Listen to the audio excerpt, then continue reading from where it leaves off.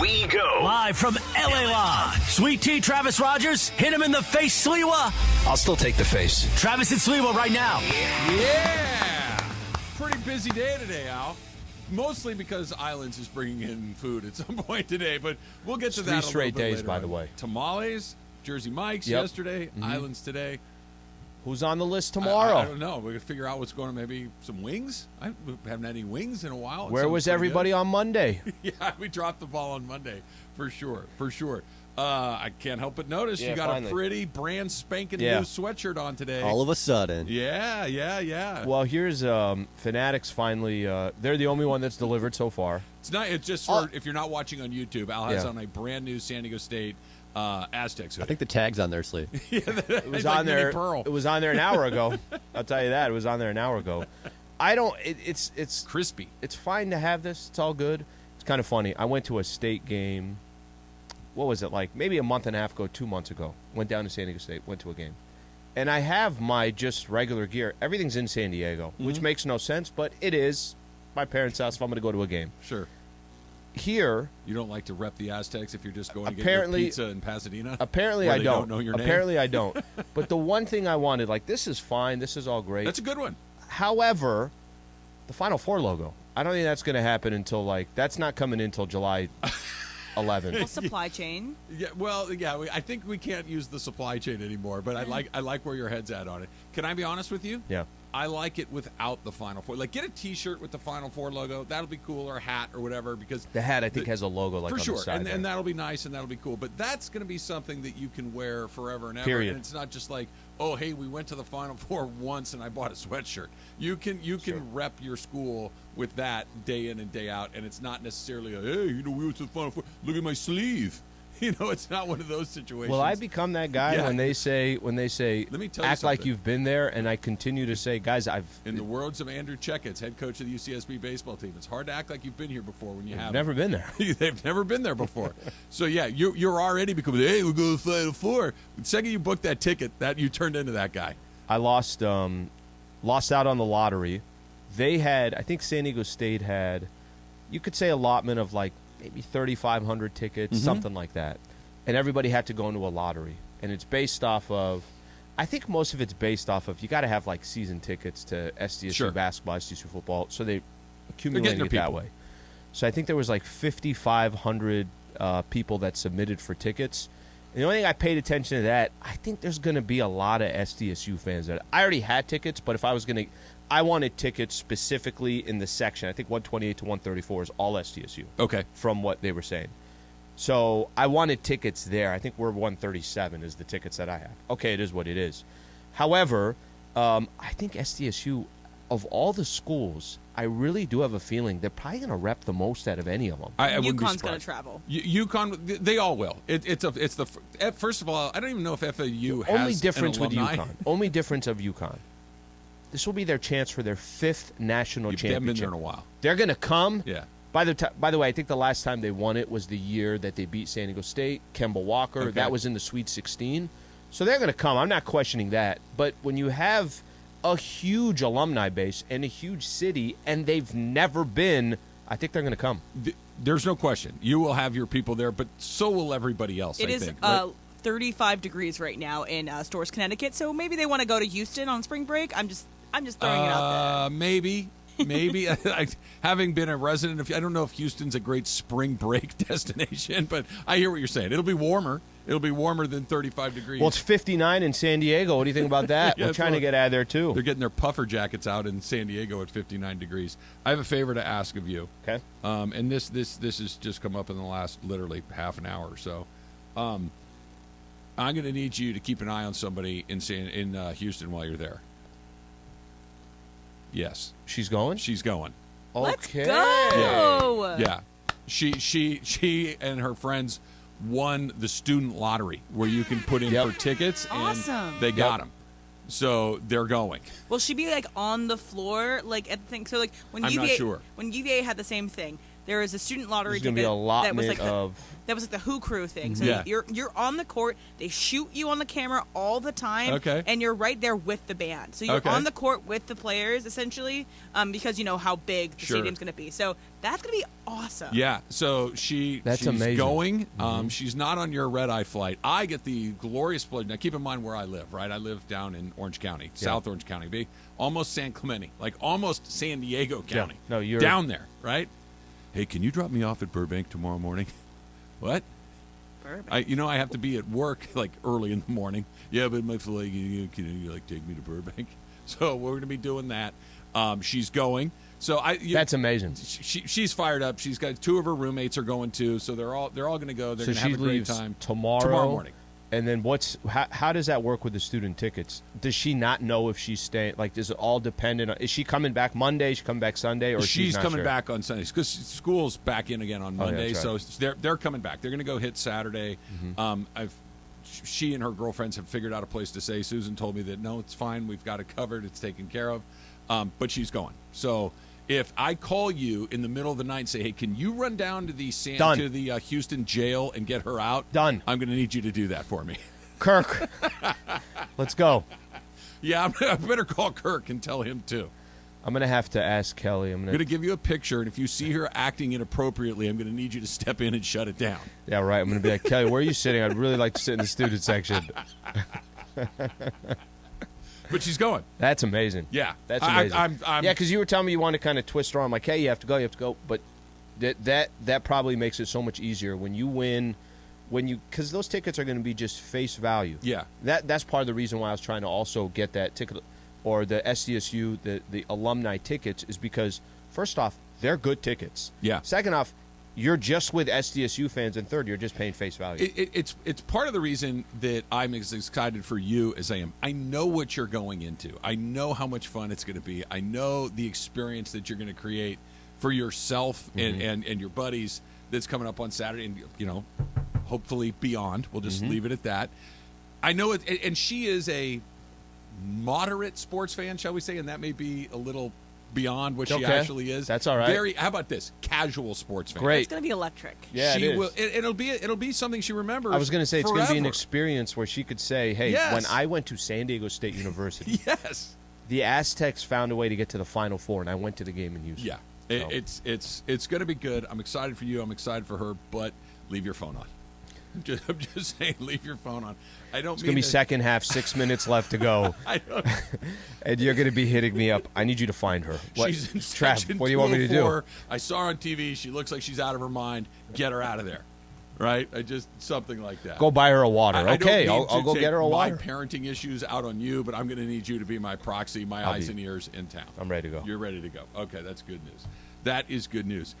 So that's going on. You're getting ready to go. Opening day at Dodger Stadium later tonight. Cross your fingers that the field is in good shape. I sent Emily a weird request this morning. I said, hey, do me a favor. Get on the phone with the stats and information guys at ESPN, and they can pull up every number that there is to pull up. I said, find out. I'll call them. Yeah. I'll dial them up, It's a euphemism, Emily. Take it easy. statsandinfo@gmail.com. Just hitting them up. Emily, please send them an email. Sometimes we talk in colloquialisms around here. You understand how it works. Sure, okay. Okay. Continue on. So when she dialed up these stats and information guys, I said, find out how many rainouts they've had at Dodger Stadium. And she said, no, like opening day? And I said, no. How many rainouts in the history of Dodger Stadium have been? Dodger Stadium has been open 60 years. You want to take a guess at how many times a Dodger game has been rained out in 60 years? I read it, so I'd be cheating. Taylor, take a guess. Taylor, do you? Okay. How many? 60 years of baseball, 81 games a year times 60 years. Did you read my email too? Twice. It's more than twice, but it's not a lot more than twice. It's 17 times. 17 times, yeah. In 60 years. That's nothing. So hopefully tonight is not number 18. They haven't had a rainout since 2000. They haven't had a rainout in 23 years. So how about San Diego did something similar? They had a 110, I think, was first pitch. Okay. Moved it to 640. Because of the weather? Because Yeah. It just kind of sounds funny. Well, like last year, the fact that we're worrying about weather. In the playoffs, there was a driving I rainstorm know. with the Dodgers and the Padres. I'm like, yeah, this is a good omen. It's San Diego, California, and it's pouring rain. This is There's a terrific. delay for Was it Hader to last come year's, out. or was it the year before with the Giants when the wind was so bad, like brought some of the balls back into the stadium? Oh yeah, Jeez. it happens. Yeah, no, Especially up there. This is. I don't know if this is a good omen. The Dodgers have not had a ton of good omens so far this offseason, so I don't know that the weather's acting weird is a good one or not. And of course, we had the Lakers last night who looked terrific. They looked really, really good. And I'm sure part of this is coincidental. Part of it is just that they played well. But now all of a sudden, you do not have to look far online, on the radio, on TV to find somebody that say the Lakers are going to the finals. It went from, are they going to get into, they might be the team to beat going into the Western Conference. That happened in the span of about 48 hours. 38-38, I think yesterday kind of continues to solidify. They're going to be 7 through 10. I mean, they're going to be 7 through 10. Yes. There's a very, very and Especially you got with what's happening with Dallas. And you got the win. Yeah, that's a whole different conversation.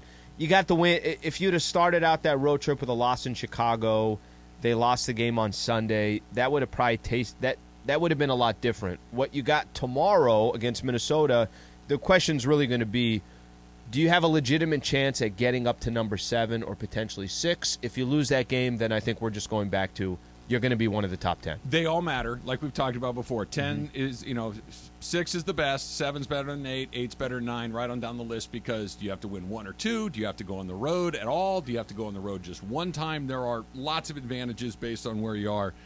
10 is the worst spot because you have to win twice, and they're both going to be on the road no matter what. 9, at least you get 1 at home. Anyway, we all know those things. I think you're right. I think that they're going to get in. I don't think that there's any real risk anymore of them falling to that number 11 with what Dallas is doing right now.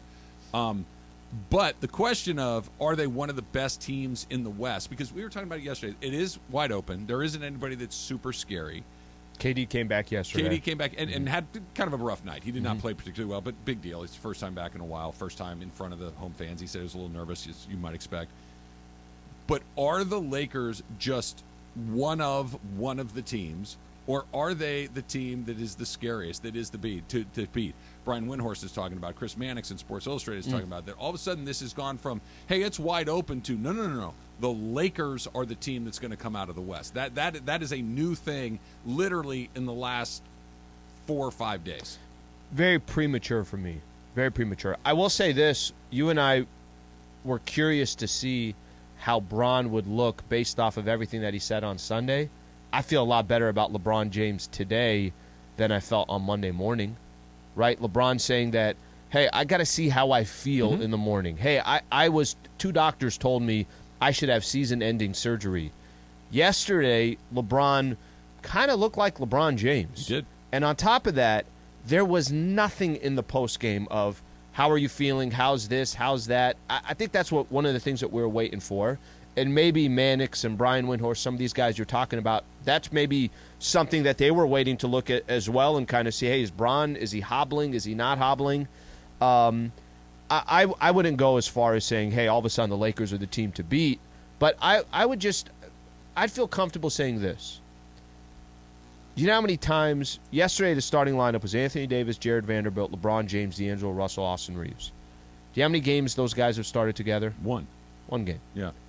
And that doesn't mean that they're not going to have issues now with the bench because Reeves used to be their best bench player.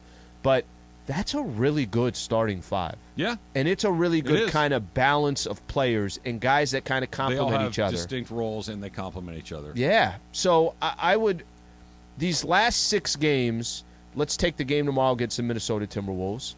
That will be their second game playing together. And I think with that being said, why jump the gun and say that's the team to beat or anything like that? There's 6 games left. They've played 1 game together, all as starters. Let's kind of let this thing marinate a little bit. And something else happened last night that's a big deal for our show that we'll give them a chance to do a little victory lap when we come back. It's Travis Slee, 710 ESPN. Basketball is heating up. No better. What's up, everybody? Y'all know who this is. I ain't got to tell you, but I'm going to tell you anyway. This is Gary Payton. the glove. You know what I'm saying? Listen, join me at Yamava Casino and Resort on Monday. Y'all heard me. Monday, April the 3rd. That's right. I'll be hanging out with Sardano, y'all, if y'all know him, and Cap from ESPNLA. They want to hang out with me, man, so I'm going to go hang out with them. You know what I'm saying? Try to do it. But, we'll be watching the college championship game. It's going to be a beast. I know y'all want to be there. Man, I'm going to be giving away prizes and more, man. So look here. Come hang out with me. I'll see you there. Man, Championship Monday, NCAA, baby. I'm going to be there. Come get with me. Later.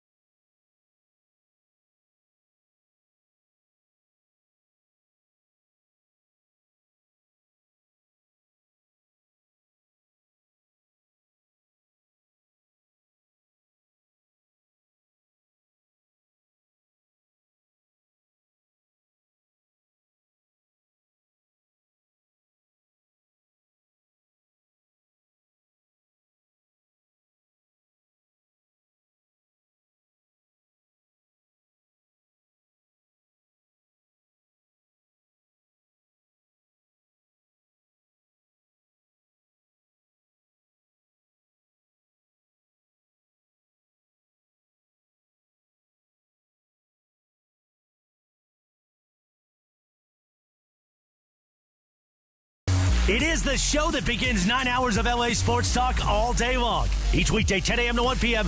This is Travis and Sliwa on 710 ESPN.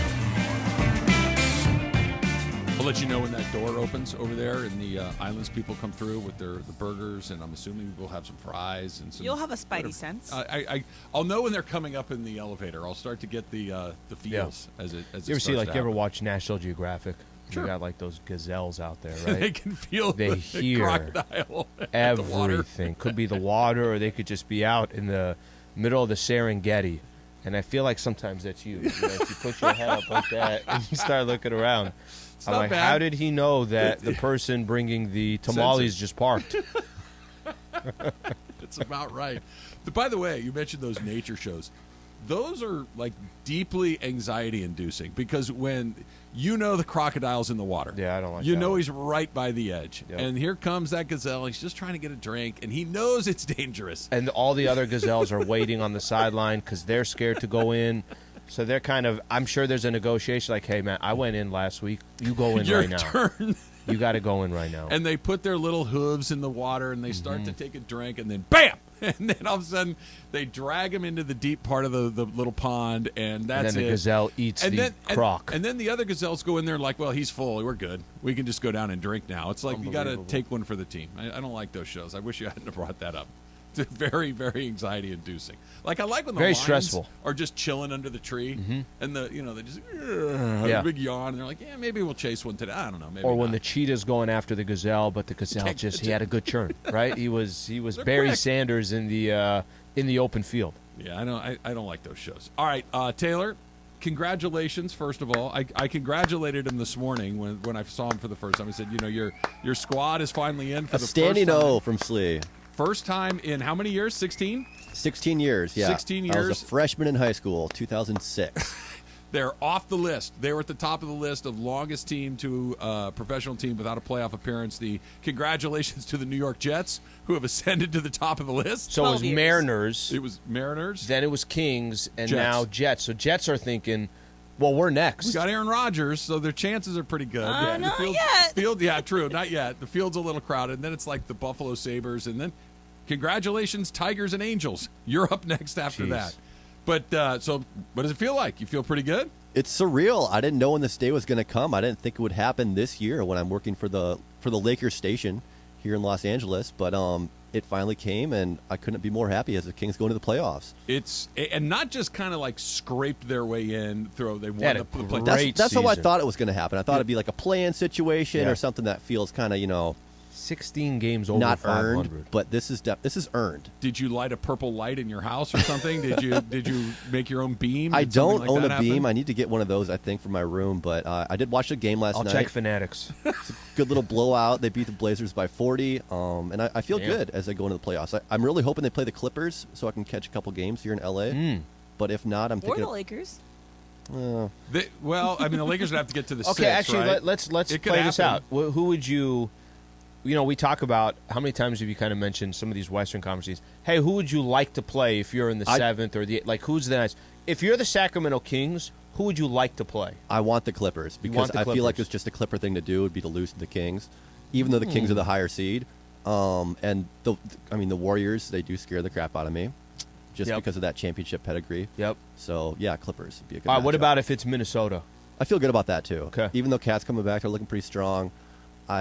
That's a good matchup. I'm actually okay. The Clippers thing that he just said, that is kind of fascinating, where it's the Clippers, and here you have a Sacramento fan whose squad hasn't made the playoffs since 2006, and is like, yeah, but it's the Clippers. Yeah. Isn't that kind of unbelievable? No, it's not. It's not. It's. But I guarantee you, the Clippers are saying the exact same We'll take the thing. Sacramento Kings, That yeah. It's a battle of two brands that you don't trust, right? Mm-hmm. It's a battle of two entities that you're like, and why wouldn't you? Would you say you were a freshman in high school? Yep. I was really kind of just getting going in my career in a meaningful way the last time that they were in it. Like this is something that none of us have really experienced for an extended period of time. The Clippers lose, the Kings lose. So when you see them kind of square off against each other, it's like, I mean, I know somebody's got to win, but Yeah. both of them are looking at the other. It's like that Spider-Man meme, right, where they're pointing at each other like, Perfect. I want you. They're remember, both losers. Do you remember that game that we Taylor and I went to was Clippers Kings? That was like the 176, Legendary game. 175 or Oh, whatever right, that is. Right. So that kind of some Be fun interesting to regular watch. season. Lots It'd be of very offense. fun to watch. The only other thing, and I think it's kind of interesting, and this is a perfect thing for a team like the Sacramento Kings. You got, I'm as much of a Laker fan as they come, but this is a good example of a franchise that kind of hasn't gotten in the way. The Sacramento Kings don't bother me. They don't. I'd have to go back basically 20 years ago to talk about a time that the Kings, I'm rooting for them. I don't think there's that many Laker fans that have any, if you said Kings or Clippers, both of those teams are in it, I think a lot of Laker fans would go for the Kings. Phoenix has not really been an issue. Like, there's certain teams out There's there. two ways to be annoyed by something. To have it constantly be a nuisance in your face. Like, think of the fly that's buzzing around you all the time. You're kind of swatting at it. That's the Clippers, right? They're not good, but they're just kind of around, and you're trying to shoo them away. And then the other way is to just be, like, anonymous. You're not going to be mad at something that never crosses your radar. You're not going to be mad at somebody that's never in your way, that's never taking the thing that you want from you. That's the Kings. Can I give you what probably was the case for the Dodgers for a long time? The Padres. It's just never there was never. It's the Giants. But the Padres was also never in the way, No. never any of that No. stuff.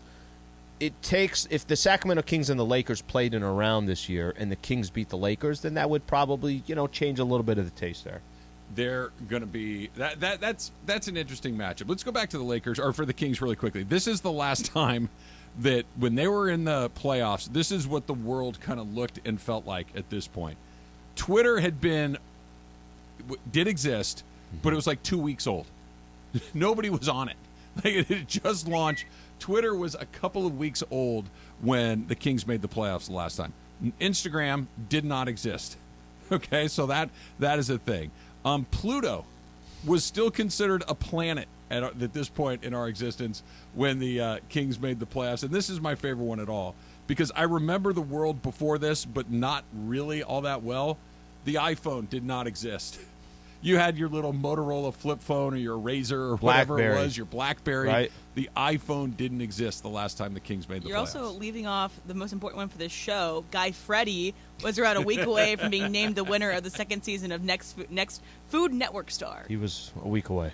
That is the one, they do all the game show. I guess American Idol's launched some pretty big stars along the way, too. But that guy was a contestant on a game show and has become the face of the network and has become a multi-millionaire, 100-millionaire, probably more than once over by wearing bowling shirts and dyeing his goatee and being a really likable guy. Diners, drive-ins, and dives. But he's he's a very likable, engagement. Very much so. Michael Rogers still does the best. You told Guy me. Fieri.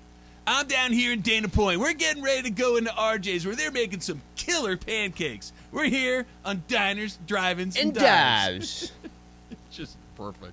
It's pretty funny. good. And he does the hands, and he does the thumbs behind him, and he does the turnaround to reveal the sign. Who's his squad? What is? Oh, he's the Warriors, right? He's always at the Warriors. He's games. like a Bay Area guy, so he likes the Raiders, and he Yeah. also likes the Threw me Warriors. for a loop there, Slee. I wasn't I think ready he's to go always- back to the NBA yet. You caught me. No, I was gonna say I always see him at sporting events. He's always a sporting. I know but he's it's always a the Raider fan. Warriors. I know Yeah, he's a always. Raider fan. Yeah. Yeah, I didn't know that he's. It tracks. Yeah, it does. I Or think Taylor, congratulations, bro. Congratulations. Thank you, Slave. Hope they win a round. I want them to get around. Let me. I feel good about the future, though. Most Want them to get importantly, around. the future's good. Let me make this as clear as I can. I don't care at all. Like if they lose or they win. No, I want the Kings. As long as it's not against the don't Lakers, I want them to get care. around. I want the Lakers to win. Beyond that, I don't really give a damn. If it's beneficial that they match up with the Lakers, Do you not then care sure. about Taylor? I do. Yeah, I he don't said care congratulations this morning. I don't think he meant it, though. I don't care about his basketball team. I care about him. Why do I care about his team? Why would I give a damn? I don't know, because you care about him. Right. What about SDSU? Do you care about them? Yeah, a little bit, because 'Cause your Kelly daughter, goes there. yeah. If it was just Slee, I'd be aggressively rooting against them. Travis is not happy this morning, guys. He's not. It's because He's we're not winning, happy. Slee. Yes, of course it is. That would make sense. Of course it is. You guys have to understand that if I can't have a nice time, I don't want anybody else to have one either. I want my things first and no one else's second. What's in it for Travis? When you Thank wake up you. in the Emily's morning, the only one that gets when you me. wake up in the morning, I want there's a quote on there as you leave the room. You hit the top of the door, you hit it like Notre Dame and all these others, and it just says, "If I can't have anything nice, I want no one to have nice." Good morning, and then you Yes. go about your day. I don't need it. It's burned into the frontal lobe of my brain. It's my operating principle. Like how a computer has your rules, your orders of operation. Mine is make sure no one else has something that you want. That's number one. That's number one. Number one That out is there. the jump off principle every single day. All right, let's go back to the Lakers and whether or not this is hype, whether or not this is just a good topic because we love talking about the Lakers across the country, or whether it's actually real that they may be the team to beat in the Western Conference. That's coming up next. It's Travis Lee, 710 ESPN.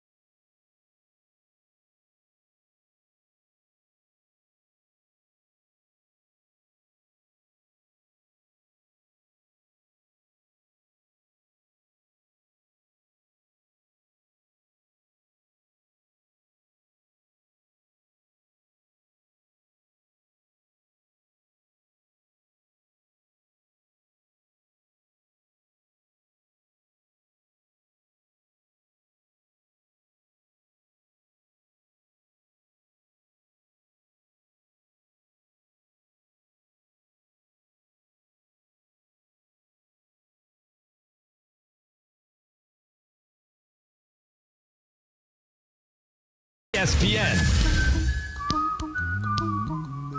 That didn't take long. It's opening day in Major League Baseball. Aaron Judge already on the board with a home run for first at bat of the season. He goes yard. They're ahead of the Giants early, 1-0. But 62 last year and first at bat, boom. They should just go in for his second at bat and have home run tracker on the bottom quarter. Just have it say 1. Well, he's on pace, right? That's the worst joke in somebody. Here's what's going to happen. There are 15 major league games, right? Okay. So everybody, 30 teams, 15 games. Somebody somewhere is going to hit 2 home runs. Mm-hmm. Somebody will. That's just the way that it goes. And somebody's going to make the joke that, he's on pace for 314 home runs this year, whatever 162 times 2 is. I can't do the math in the top of my head, but somebody will make that joke. They make it every single year. Yeah, it's kind of funny. You look at all these sports, and everything is so now like individually, what this one person can do stats-wise, all that stuff. But Aaron Judge in his first at-bat, that's pretty... This is me just being kind of a baseball person, and I will get used to it. Is it not weird seeing the Yankees and Giants open up the season against each other? Yeah, that seems weird. Yeah, it definitely is. I don't really care. By the way, but it's not even it's not even caring. It just looks weird. I think this is part of what I think we talked about this when Major League Baseball keeps making some adjustments. This is a good adjustment to say, hey, you don't have to play the same team in the division X amount of times. Can you play every team in Major League Baseball? That's exciting. I think that adds an element to it that's a little bit different than we've seen in the past. You're going to play every team in Major League Baseball, and you're going to have every team in Major League Baseball come to your ballpark every other year. Mm-hmm. So the Yankees will be in Dodger Stadium every other year. Awesome. That's how it's supposed to be. The Dodgers will be in Yankee Stadium every other year. That's how it's supposed to be. Does that hurt you that you might get one less opportunity to see the Diamondbacks? So the Diamondbacks are certainly... I feel like the Diamondbacks and Rockies are the same. Like the Dodgers play 162, but only 11 of them are against non-Rocky and Diamondback competition. Might as well just merge the franchises together. Isn't the final starting pitcher from the World Baseball Classic for USA from Arizona? Merrill Kelly. Yep. Yeah. See Merrill Kelly? Not even the ace. He's okay. I don't know why he was pitching the final of the World Baseball Classic other than it was his turn, but what did he give up? He did fine, right? He did okay. The game was not. He was in trouble. I think he only pitched an inning. I think he only got 4 outs. They took him out really, really quickly because Merrill Kelly. But he did all right. He didn't. He didn't embarrass himself. It worked out along the way. I want you to listen to Brian Windhorst talking about why the Lakers all of a sudden are one of the scariest teams in the entire league. Number 1 defensive team. That's how you win in the playoffs. Superstar players. Anthony Davis doing it at both ends. Austin Reeves coming through. New players. This trade changed everything for them. This is a legitimate team. I don't know how it's going to play out. They've got to stay healthy. But this is a legitimate team. This is a scary team. So, legitimate team, yes. Mm-hmm. They are a good defensive team all of a sudden. For the first 2/3 of the season, we're talking about, they give up 135 points a night. That stopped. They're not doing that anymore. Since trade deadline, yeah. Yeah, they're much better defensively. And I want to go, and John's not going to like this. I want to read this tweet because I think it's spot on right here. John in Huntington Beach says, they're not the team to beat, but they're the team no one wants to face. Don't tell anyone I had a straight sports take about the Lakers. Thanks. I think there is a difference in those two things. Do you want to play the Lakers? Probably not. That is LeBron James. That is Anthony Davis. And I think I'd probably rather avoid them. But are they the team to beat? It just doesn't feel... Are they better? Yeah, obviously. But the best team in the West right now, I don't know about that. Yeah, I wouldn't say. I think that's way too dramatic, to be honest with you. The team to beat in the West, no. I think you could, like Taylor said, he'd prefer not to play the Golden State Warriors. There's reasons why he prefers not to play the Golden State Warriors. He doesn't want to face them because all these guys have a championship pedigree. They've done it before. If you prefer not to play the Lakers, you prefer not to play them because LeBron has 4 championships. Anthony Davis has won an NBA championship. There's at least guys on this roster that know what to do. Game's going to slow down. You get nights off. They've been there before. You know why nobody has bought in yet to fully bought in and say Denver Nuggets, Sacramento Kings, Memphis Grizzlies. It's only for the reason that they haven't got there. It's kind of what we were talking about before. They're not quite as bad as the Kings and the Clippers, but it's like I haven't seen it, so I'm not going to buy it. If hypothetically the Nuggets got to the NBA Finals, it kind of changes the whole conversation. You're like, all right, that's a team that's got there, everything else. I'll tell you what I think the Lakers are. I think the dangerous part, They got a game coming up tomorrow against Minnesota. That's a tough game. If you told me that they won that game tomorrow, we already talked about this starting lineup have played a total of one game together. One game. So, to say that's a dangerous team and they have one game under their belt together, that's extreme to me. But if, let's just say, these final 6 games, they take care of Minnesota, the Houston and Utah games, no big deal, they handle those. And let's say the Lakers found a way to get to the number 6 spot, which is not out of the ordinary. They're a game and a half back, whatever the case is. Now you're walking into the postseason, you say, all right, Bron got 8 games under his belt. The team is playing really good basketball towards the end of the stretch. Then I think maybe you could say, hey, I think that's a dangerous team. That's so quick to just play one game against the Bulls team and then all of a sudden say, watch out, that's the team to beat. Yeah. Here's the thing that I think I'm guilty of it as much as anybody else, but I try to put myself back in this frame of mind. LeBron James still had 2 doctors tell him his foot needs to be surgically repaired, right? That didn't just go away because he played well last night, that he's played a couple of games in a row. Anthony Davis was terrific last night, just terrific. He was. Is anybody really to bet their house that Anthony Davis is going to be that version of himself for the next 2 months? How about just tomorrow? Exactly. How about just tomorrow? Yeah. Exactly right. That D'Angelo Russell has been in and out of the lineup, that we're going to just sign. Okay, well, did they look good? Yeah. Is that version, the version we saw last night in Chicago against the Bulls, is that version scary? For sure they are. Is anybody willing to bet that that's the version we're going to get for 2 straight months? I'm not. I don't know. So I don't want to, and the idea and the concept is, I don't want to pour cold water on, but you got to let something give you, we got to see something for a longer period of time to say, hey, there's some real momentum there. Can I give you a perfect example? Because that's what it's been right there. I know. Lost to that team on Sunday. Look, and this is why I think this is a good way to describe it. The Lakers have the actual roster, the players that they have on their team, I like. I really do like the team that they had before the trade deadline to where they're sitting today. But if there's one thing that's been consistent from this Lakers team is they've been inconsistent, right? So one night I see this, next night. Let me just use the last 2 games as a great example. The Lakers played the same team in 2 straight games. They played the Chicago Bulls on Sunday. They played the Chicago Bulls on Wednesday. They played them last night. One game, they went down 17 in the first half. The other game, they went up 17 in the first half. Right. Okay, so one game, Anthony Davis gave you 38 and 10. The other game, he gave you 15 and 9. It's the same team. The only thing that's changed was 2 days that they just played in between. So to look at this team, I think we both agree that they're going to make the play-in tournament. Yes. That conversation you could start putting to the side. I think so. I think we both agree that they can offer anybody some trouble if they're healthy. I think Lakers, you just said it, what you were talking about it. I don't think teams are going to be dying to play the Lakers if they're healthy, if the team looks whole, if they play good basketball for over these final 6 games. But let's just see by the time we're sitting here on Monday what they look like against Minnesota. Did they handle Houston? They got a back-to-back coming up, Utah and the Clippers. Will those players play in those games? Can we get more than one game with this starting lineup before we start saying that's a dangerous They got team? 6 left. If they look good in 4 or 5 of them, great. Then we can start having that conversation. But I agree. Even then, even going into it, and again, it feels like they're going to be in the playoff and not out of, or the play-in and not in the playoff to start. Going into the play-in, if they've won 5 of their last 6 or whatever it is, they look good. And they look more like what they looked like last night than what they've looked like at other times. There's still that, hey, which Anthony Davis is it going to be tonight? There's still that, it's LeBron's foot. We're good with that. Like, I don't know. The foot thing for LeBron, for me, that's almost until it's over in the back of my mind. I'm like, all right, do we get okay, cool. Like you said, last night at the end of the game, and it wasn't really a topic of discussion, that's really good news, but it doesn't mean it's gone. Sure. It was just diagnosed a couple of weeks ago by 2 presumably pretty competent physicians that are saying, look, I think this needs to be repaired. I'm not ready to exhale on that. I'm not ready to exhale on D'Angelo Russell's health, to exhale on Anthony Davis being a consistent performer, to exhale on Darvin Ham at the end of games.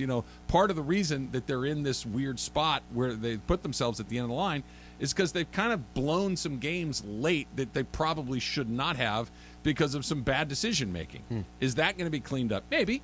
Maybe not. There's still a lot of things that one or two of those turn the other way. You said it yourself. Friday night against the Timberwolves, if they go out there and look like they looked against the Bulls, it's like, oh, right, there's still one good one, one bad one, two good ones, one bad one. And one good one, one bad one in the play-in, you could be out. Yep. One good one, one bad one in the playoffs, you're going to be out because you're going to be on the wrong side of it. You only get 3 of those at your place, right? They're going to have to find a way to have 2 good ones, a bad one, 3 good ones, a bad one. That's how you advance in the playoffs, and that's really where they've been struggling. I'm really looking forward to tomorrow's game, and I know we've said this a couple times, but it's okay to have this answer updated as you go. They had a really big one a couple weeks ago. Remember, against the Pelicans in New Orleans, Lakers won that game. Blew them out, right? Blew them out. Yeah. They had a really big one against the Thunder because it was also going to be the tiebreaker on a Friday night. They won. They had a big one against Mavs, lost the tiebreaker a couple weeks ago, whatever it was. Tomorrow's a big one against Minnesota. Minnesota's playing as good as basketball as anybody. They're healthy. They're whole. They're a playoff team. Tomorrow, I think, is going to be a fun night. I really do. And I think we'll find out more. And if you can't beat a Chicago Bulls team who's 4 games below 500, sitting at the 10th spot in the Eastern Conference and say, watch out. You can't. That doesn't add up. But that's what happened. That's what's so weird.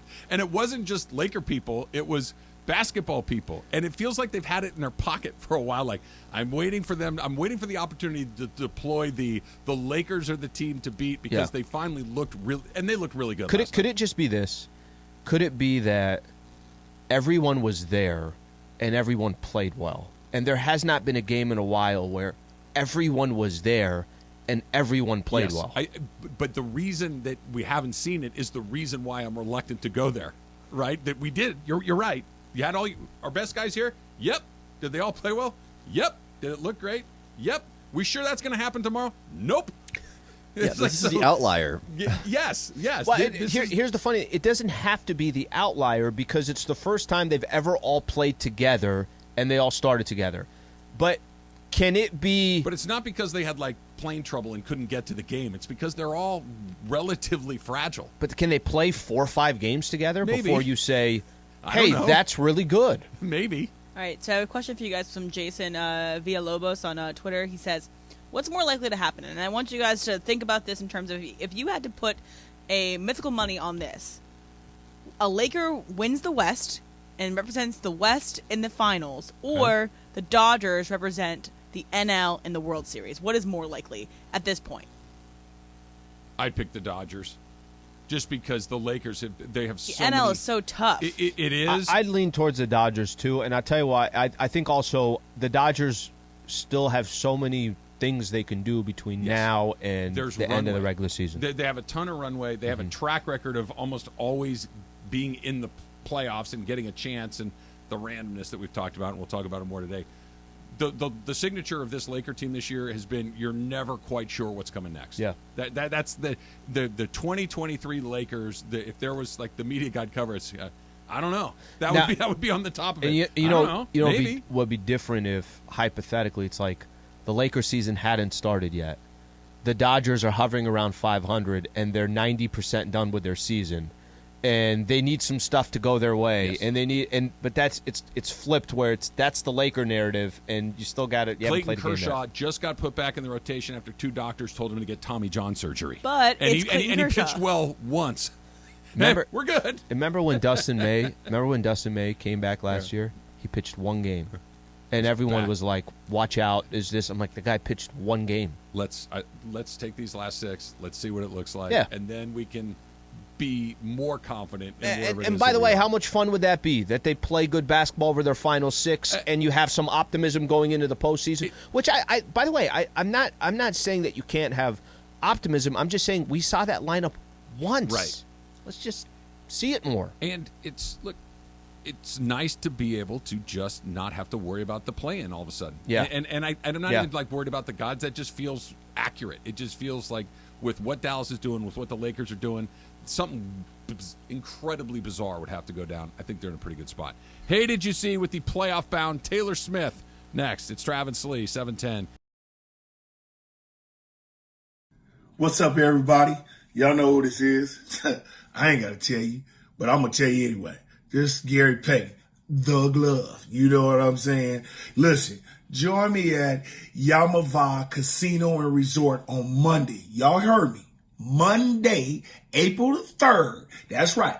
I'll be hanging out with Sedano, y'all, if y'all know him, and Cap from ESPNLA. They want to hang out with me, man, so I'm going to go hang out with them. You know what I'm saying? Try to do it. But, we'll be watching the college championship game. It's going to be it's going to be a beast. I know y'all want to be there. Man, I'm going to be giving away prizes and more, man. So look here. Come hang out with me. I'll see you there. Man, championship Monday, NCAA, baby. I'm going to be there. Come get with me. Later.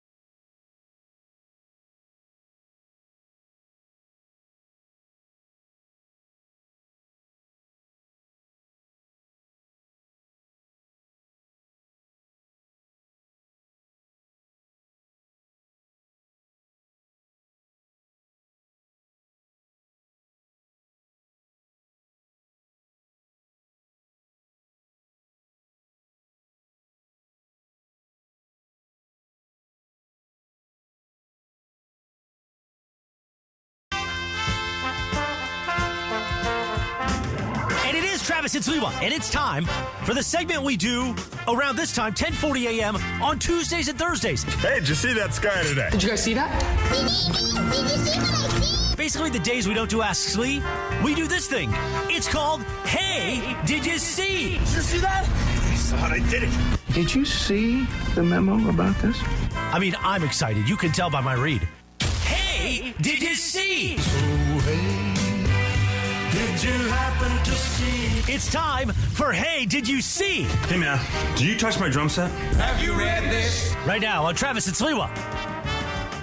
Did you go on Fanatics and order Kings playoff gear like Slee?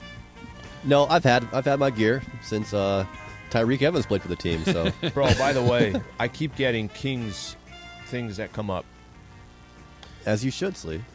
Christmas, I got him a NBA.com, through NBA.com, their apparel. Oh, yeah. And it was a specific Kings thing. Yeah. So now my Instagram And it's and the algorithm, man. I and mean, my they website. hear us talk about it every day. Our phones are listening.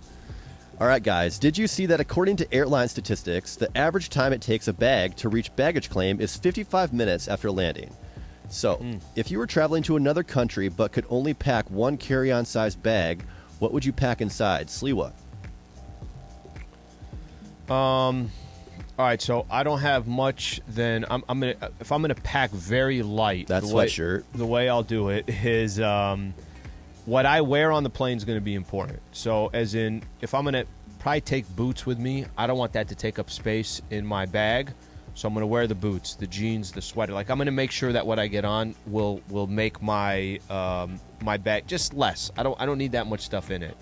I'm taking some shirts. Take a dress shirt just in case you go out for a nice dinner.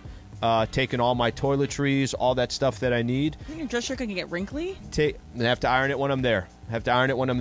Electronics, anything that I'm going to be using, computer, laptop, all that stuff, even though I'm going to usually put that in my backpack. Comrex. I could go I'm going to have to take Comrex to Houston. I go very light. I don't need much when I go to a lot of these places. So I'm going to a civilized part of the world. Yeah. Okay. Civilized. Yeah. Book. Yeah, that's it, right? Yeah. I need something to read. I need my phone. I need a couple of pairs of pants and a couple of T-shirts and a couple of sweatshirts, and I'm good. A couple socks, a couple drawers. Everything else you can get when you get there, right? I'm trying to think of something that I can only have that's exactly I don't have, like, favorite clothes that I have to have, right? I'm They have bar soap everywhere. There you go. The hotel, by the way, my entire shaving kit is filled with hotel bar soaps, just in case that I can need a quick shampoo. I can just stick my head under the faucet. It's a 3-in-1, and I'm ready to go. Yeah, I've traveled pretty light too. Now, on the other side, the question that you just asked, Taylor, would literally crack my wife's head in half because she couldn't do it.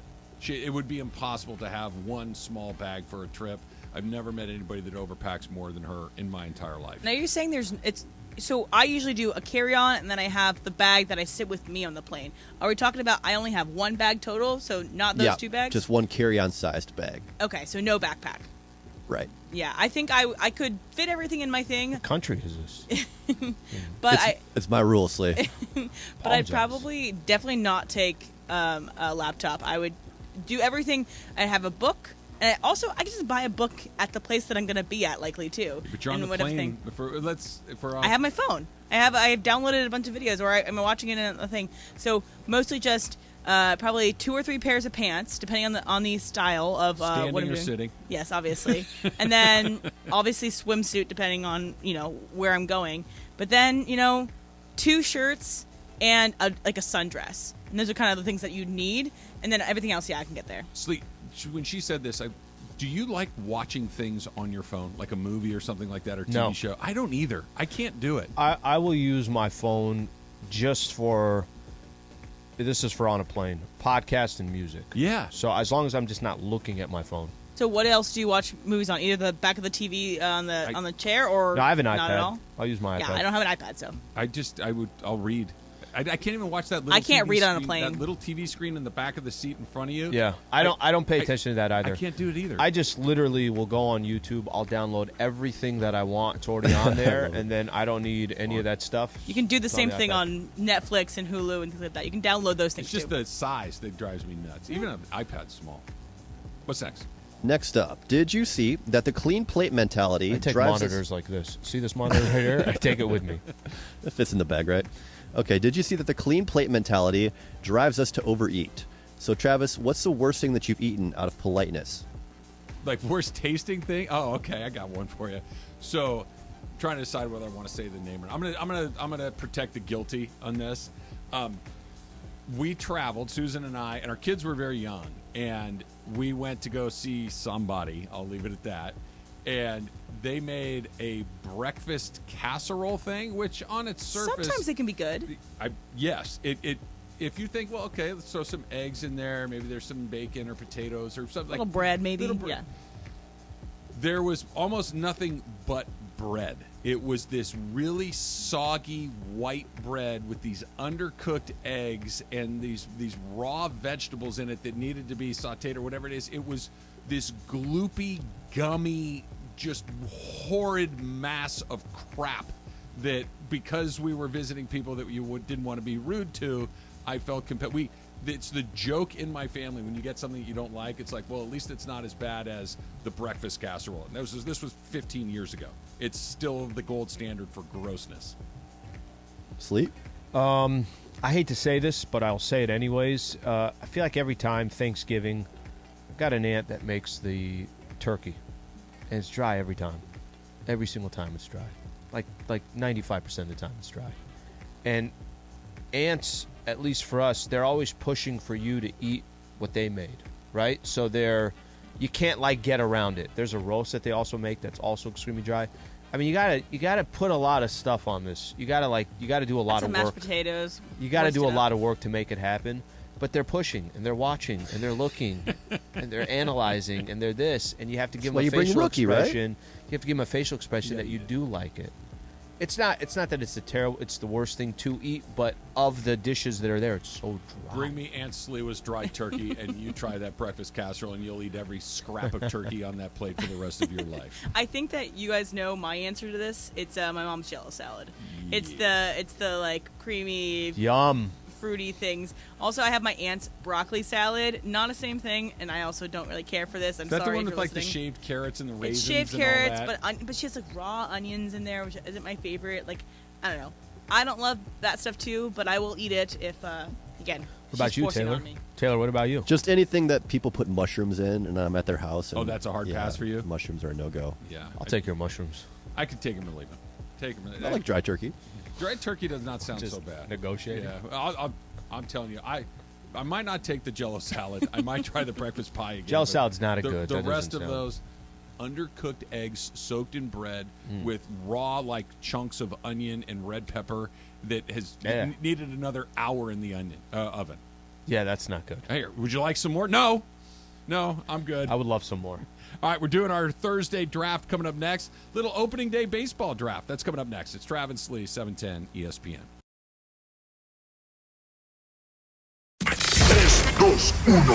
Last Saturday, just hours after landing at LAX from international duty, LAFC's Denis Bouanga hit the game winner off the bench. Denis Bouanga has broken the tie in the 84th minute. The Black and Gold remain undefeated in MLS play as they head into Colorado for a battle with the Rapids on Saturday night. LAFC pregame gets going Saturday at 6 p.m. on 710 ESPN and the ESPNLA app.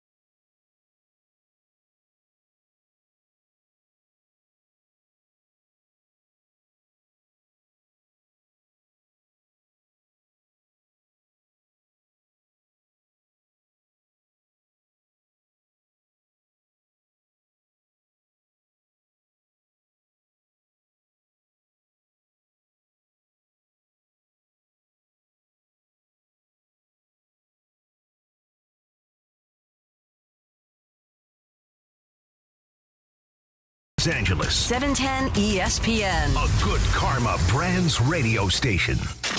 It's Travis Rogers, Alan Sliwa. Me talking about at a cafeteria ordering shawarma.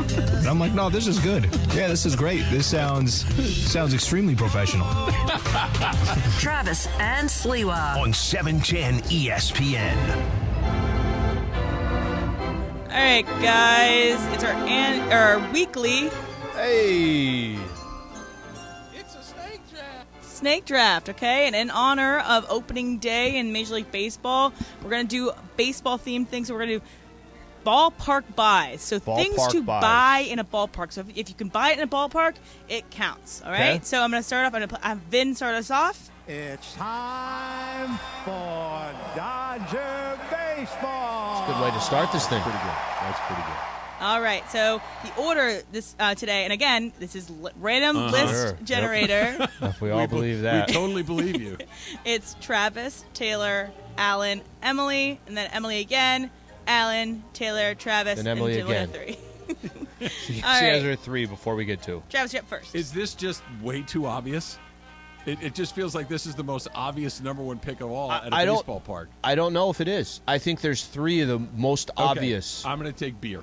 Okay. I will take a nice cold beer at the ballpark. I feel like that if I didn't pick that, I would feel like a knucklehead. So give me beer. Taylor. Give me the dog. Yeah, hot dog. Hot dog. So Taylor, I don't think, obviously, would have taken a beer. So that's why I'm like, I don't know. Okay, so you're going dog. By the way, I'm really happy this got to me. Peanuts. I always say to you, right? First thing I do, you already got the beer. I'll share some of my peanuts with you. Just let me get a couple sips of your beer. I'm going peanuts with my first pick. All right, I am going to have 2 in a row.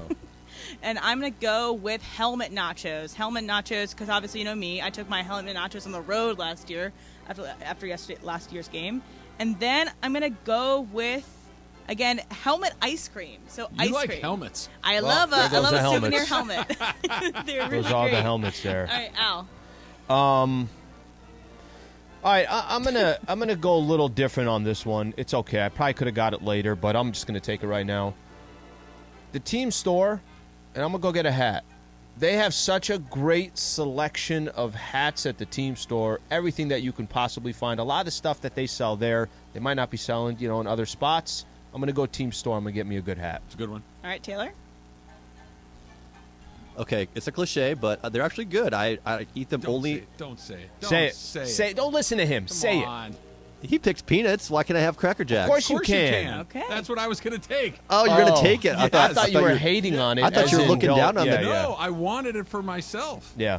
It's a fine snack. It's a great snack. I don't even like popcorn, and I love Cracker Jack because it's covered in caramel and Likewise. has peanuts in it. It's pretty darn good. All right, Trav, your 2 picks. Well, I gotta recalibrate now that Cracker Jack has been start over. hijacked. Gotta start along the over. way. So here's a quick one. You have helmet ice cream in the little helmet. Is all ice cream covered with? I think helmet ice cream's got to be gone I because think then, so too. yeah. I It's unfortunately, like all I beer is agree kind of with you. gone. With Yeah. that. Okay. Hat is a good pick. I can't take hat. You know what I'm going to take? This is old school, and Emily, you probably don't even know what this is. Al, maybe. Taylor, maybe. But this goes back to when I was a little kid along the way. I loved getting that program in the Oh, parking my gosh, lot when that's a you good were one. walking in. That's a good one. I loved the program. So give me that. It had, you need your scorecard. You can't tell the players without the scorecard. Well, Yep. yeah, I can. I got a phone. So I don't need the scorecard anymore, but still give me that program. So that's number one. Number 2, I should say. So my third pick, I've got something to drink. I need something to eat here. What do I want to eat at the ballpark? Nope. You took the hot dog, right, Taylor? Hot dog's gone. Nachos are gone. Nachos are gone. Cracker Jack is gone. I'll take a jersey. Okay. I'm going to take a jersey. All right, Taylor. It's expensive as hell, bro. Yeah, well, Should have went. I got a guy. I already spent $20 on one beer. right. Basically, I You're already refined in. my house before I left for the game. All right, Taylor. Oh, man. I need something to drink. Give me some lemonade. All right, Okay, lemonade. go a little lemonade Al. there. So I got the peanuts. I got my snack. I'm going to be thirsty the whole time because I'm not using it on liquid here. Got my baseball cap. I'm just going to go. I'm going to go get a pretzel. I think pretzel's a little underrated at the ballpark, so I'm going to go pretzel, and that's my 3 right there. All right, I'm going to round us out, and I think I'm going to go with funnel cake. I know you can get a lot of places, but Got a you lot can't of get sweets funnel in cake. Yeah, there's a in- lot. I mean, Sweets. You've got 1 savory and 2 sweets. And that's what I like to have. And I'm going to go to the baseball park. I was going to also put, maybe Dippin' Dots, but That's ice cream. but it's also It's the bad only ice place cream. that I can get Dippin' Dots at. And I used Do to you love like it. those? I used to love it as a kid. Do you like it now? I don't. If someone's going to give it to me for free, then yes. Do you but like I'm not Dippin' gonna By the way- Dots, Al? They're okay. That's all right. Taylor, do you like Decent. them? Yeah, they're good. You do, really? I guess I'm in the minority here. I think they're gross. By the way, does that not make you just say, yeah, when's the first game we're going to? Tonight. Thinking about maybe doing something this weekend. I'm definitely doing something the following weekend. I got invited to something that I'm gonna go do. But So here, Dodger Stadium? I'm thinking maybe Sunday at Dodger Stadium. Yeah. And then I'm gonna do next Saturday, the Angel game next Saturday. Okay. That's gonna be, and I have to because you can't watch it, you can't listen to it on the radio. Or you could. I guess it's You a can. home game. It's just a little. So they'll do it. Yeah, it's a little but different. that's something we'll get to. That's such a bad look. Do you see that? Where the Angels are I one saw of two it. teams that do not send their radio team on the road, that they call them off TV at the ballpark. Can I tell you something? I actually thought this was going to happen a lot more when COVID hit, and a lot of these teams stopped sending their broadcasters. So John and Michael, they had no choice. You had no choice. You were calling the games. They had monitors right here, if you remember. Spectrum was doing the same thing with Billy Mack and Stu. I thought just because, look, you're going to have certain owners that they don't care. How much can I save right here? How much can I save right there? Pennies, it Al, is in the grand pennies. scheme of It's things. peanuts to use the baseball side of things. But I really actually thought, I was like, hey, there's probably a risk here that you're going to lose a lot of these broadcasters that are going to be traveling. Even if it was 15, 20% of the broadcasters are no longer traveling. And anybody who wants to try to justify that it's the same thing. It's not. And it's okay, and it doesn't matter. You cannot make – it's almost the equivalent of when these guys were – when the baseball games were in Texas and there was nobody there. It's the same. You can't make up a vibe. You can't pretend that, hey, this is really, really exciting watching it on TV. I'm not saying you can't get excited, but of course that experience is different on the ballpark. And why that's so important is because that's going to come through your speakers. You're hearing whatever that broadcaster, whatever he's feeling, you're going to feel as well. That's a big loss in my opinion. It is a giant middle finger to your fans is what it is.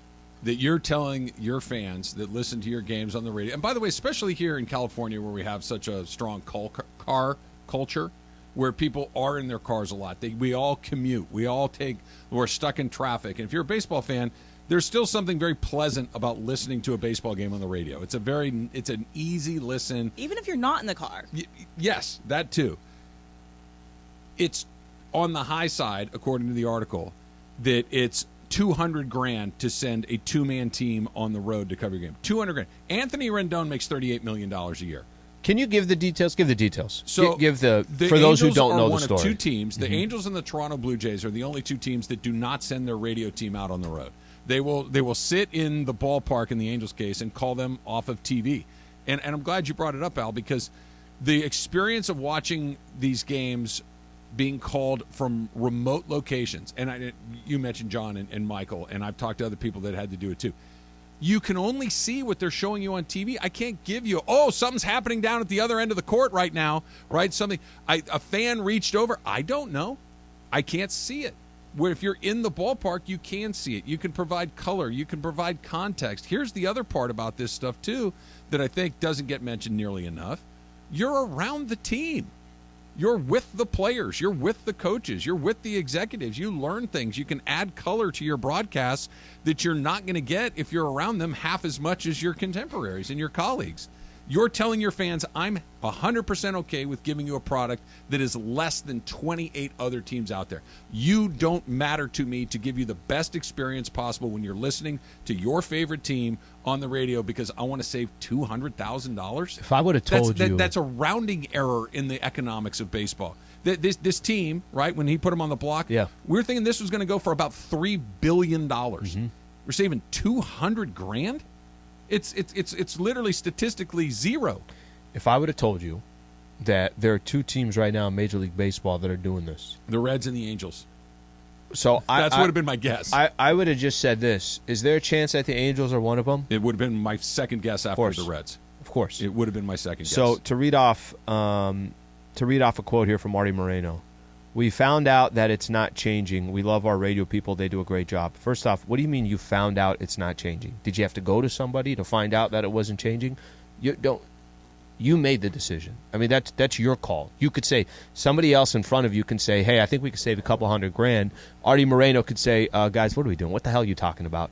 Send the damn broadcasters on the road. Let them do their thing like all for most of the other teams and every other. Fans to have the best possible experience when they listen to an Angel game on the radio, and having the guys in the ballpark gives them the best possible experience. It's not complicated. We just found that the economics, 40 to 50,000 miles, is not going to change that experience. I'm going to go back. I'm going to go back to this.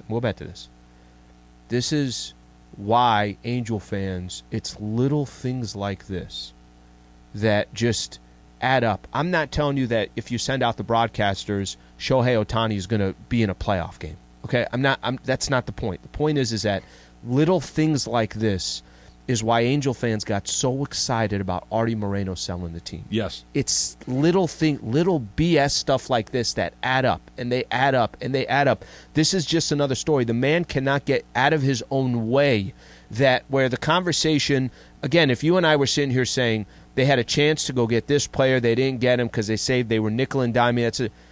The experience, like you just said, it's an FU to the people who listen to the broadcast and to your fans. I am not in giving you the absolute best experience, whatever it is, whether it's on a radio, whether it's on TV, whether it's in the ballpark. It's such a. This should not be a story that you and I are having or having a discussion about. It is disrespectful to the audience, especially with baseball. There are so much blackouts. There are so many things that people can't watch it on TV, and they rely on the radio broadcast. More than any other sport, baseball means something with their radio programs. People listen to it more than any other sport out there. And so it's incredibly frustrating to see. I'm not even an Angel fan. There is a connection. You're right. Exactly. With radio. It's personal. It's intimate. 100%. But radio and baseball, there's a great. You and I were talking about this. We were talking about. I told you, I said, there's some days that I will just listen to a broadcast and I'll go for a walk. Well, it's a 3-hour game. I might as well go get 1 hour of walk. Do I lose the experience by listening on radio? Of course I don't. Not if the play-by-play guy knows what he's doing. Not if the analyst knows what they're doing. And if they're in the ballpark. Listening to a baseball game on the radio is very intimate, right? You're relying on those guys to be your eyes and ears of what's going on in the game. Not to be their eyes and ears because they're seeing it on TV. That's a totally different experience. And this is a little unfair, but it's also the reality of the world that they live in. They share a market with a team that just nails all this stuff. And here's what I mean. The Dodgers were one of the first teams to have a Spanish-language broadcaster, right, with Jaime Jarrín, and he became one of the legends of baseball broadcasting. Sure. They have catered to a Spanish-speaking audience in this city for a very long time.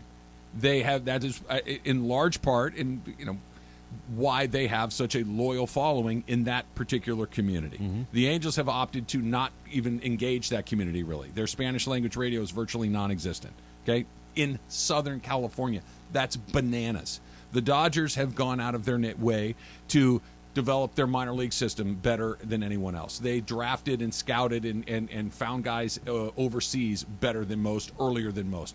They invest in this so their fans have the best possible experience when the major league product is on the field, when you're watching it on television, when you're listening to it on the radio.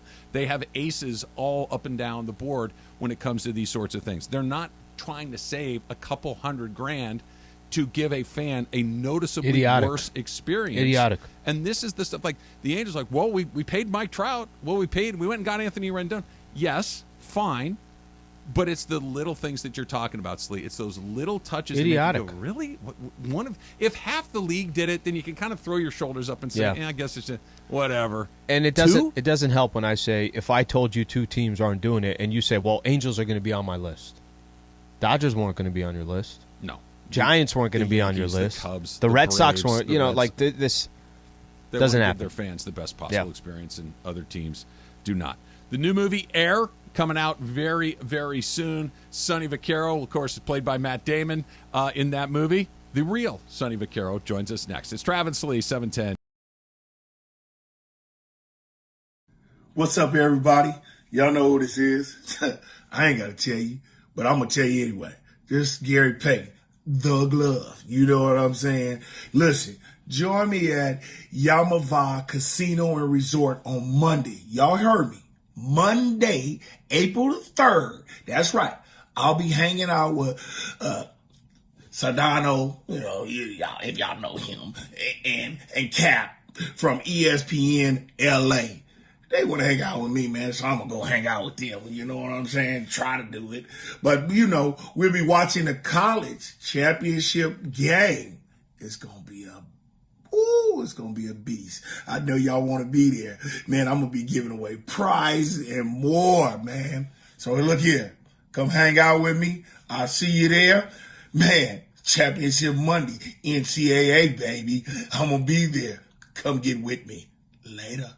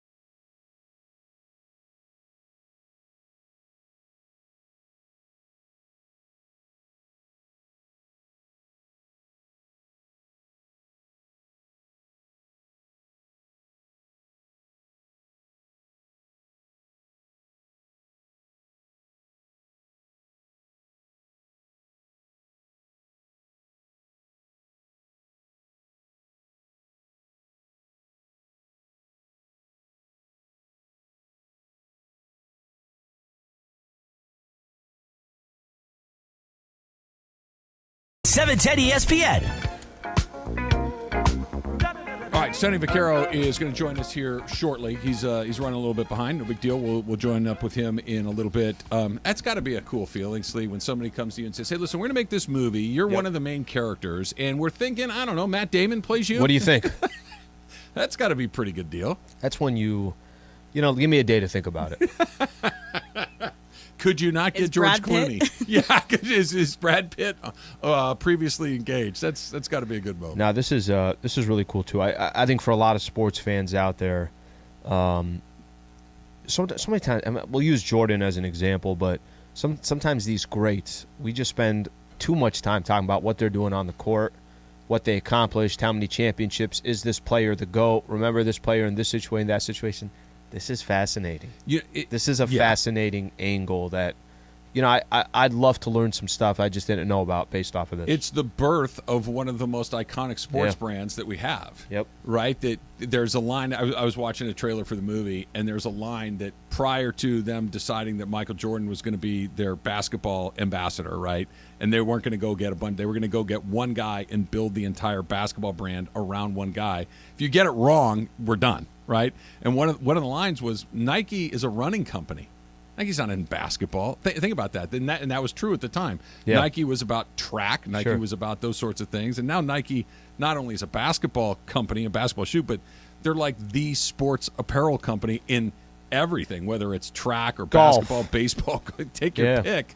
They kind of dominate that entire industry. It's pretty fascinating. Yeah, it would be a great conversation to have. And again, it's going to be coming out. Air will be distributed by Amazon Studios exclusively in theaters April 5th. So get a head start on that. Sonny Vaccaro here shortly. So Dodgers open tonight against Arizona. And I was as guilty of this as anybody. And I think that even people that are baseball fans are probably not watching a ton of spring training baseball, right? Maybe you watch an inning here or there. You catch an inning here or there on the radio, unless you're an Angel fan.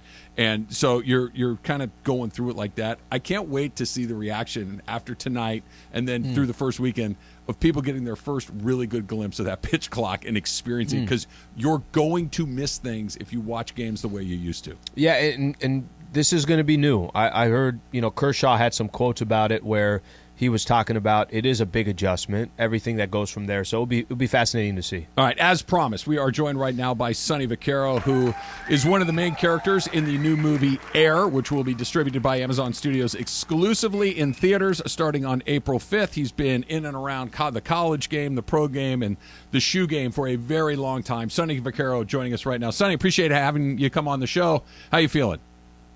I'm feeling good. Is this Travis or Alan? This is Travis. Okay, I feel good. Looking forward to this.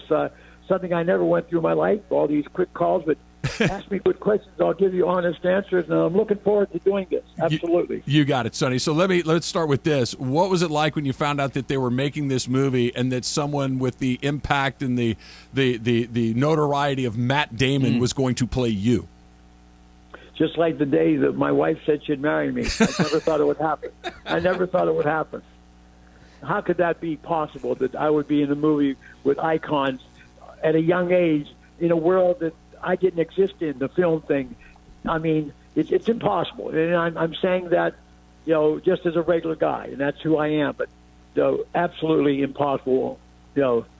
Why would they do it? Why were they doing the movie in the first place? And these two guys, this is the top of the food chain in that industry. Sonny, Sonny, this is Alan. I'm going to ask you. I'm so curious about this because Travis and I were just talking about before you came on. It's such a fascinating story, and we feel like there's so much that we can learn from one of the most iconic brands that now represents so many different sports. Is just wherever you go, it doesn't matter. There's either the Jordan logo or there's Swoosh. Just Nike. I'm curious, what should those, when this comes out in theaters on April 5th, what should we expect? How have you, got a chance to, your perception of what this is going to be like in theaters and how accurate it can possibly be to what you guys experienced back in the 80s? Alan, we'll take the last question first. If there's no Michael Jordan, the way Michael ended up and Nike signs him, the world has changed. The world of marketing would never have happened. No one would be getting millions of dollars. The one thing for sure, no one ever would have had a signature shoe that would have been built like this other than what Nike was capable of doing. And the reason they had nothing going for them. It was a hit or a home run or a strikeout, the bases loaded, with that Michael Jordan. So it never would have happened unless Nike did it. And it would have changed history. It would have changed marketing history. Not saying that no one would have been, they'd have still sold old tennis shoes. They'd have made this and that. And when I say tennis shoes to your audience right now, 1984, that's what we called basketball shoes. You wore tennis shoes. I did as a kid. Everyone, we wore this tennis shoe. We wore it everywhere. We wore it at the church. We wore it at the school. We wore it in the playground. It was regular. Then they start changing it, put a little identification. Then Stan Smith did it. But Stan Smith was in tennis. Who in the hell was watching tennis in 1960? Let's understand the parameters.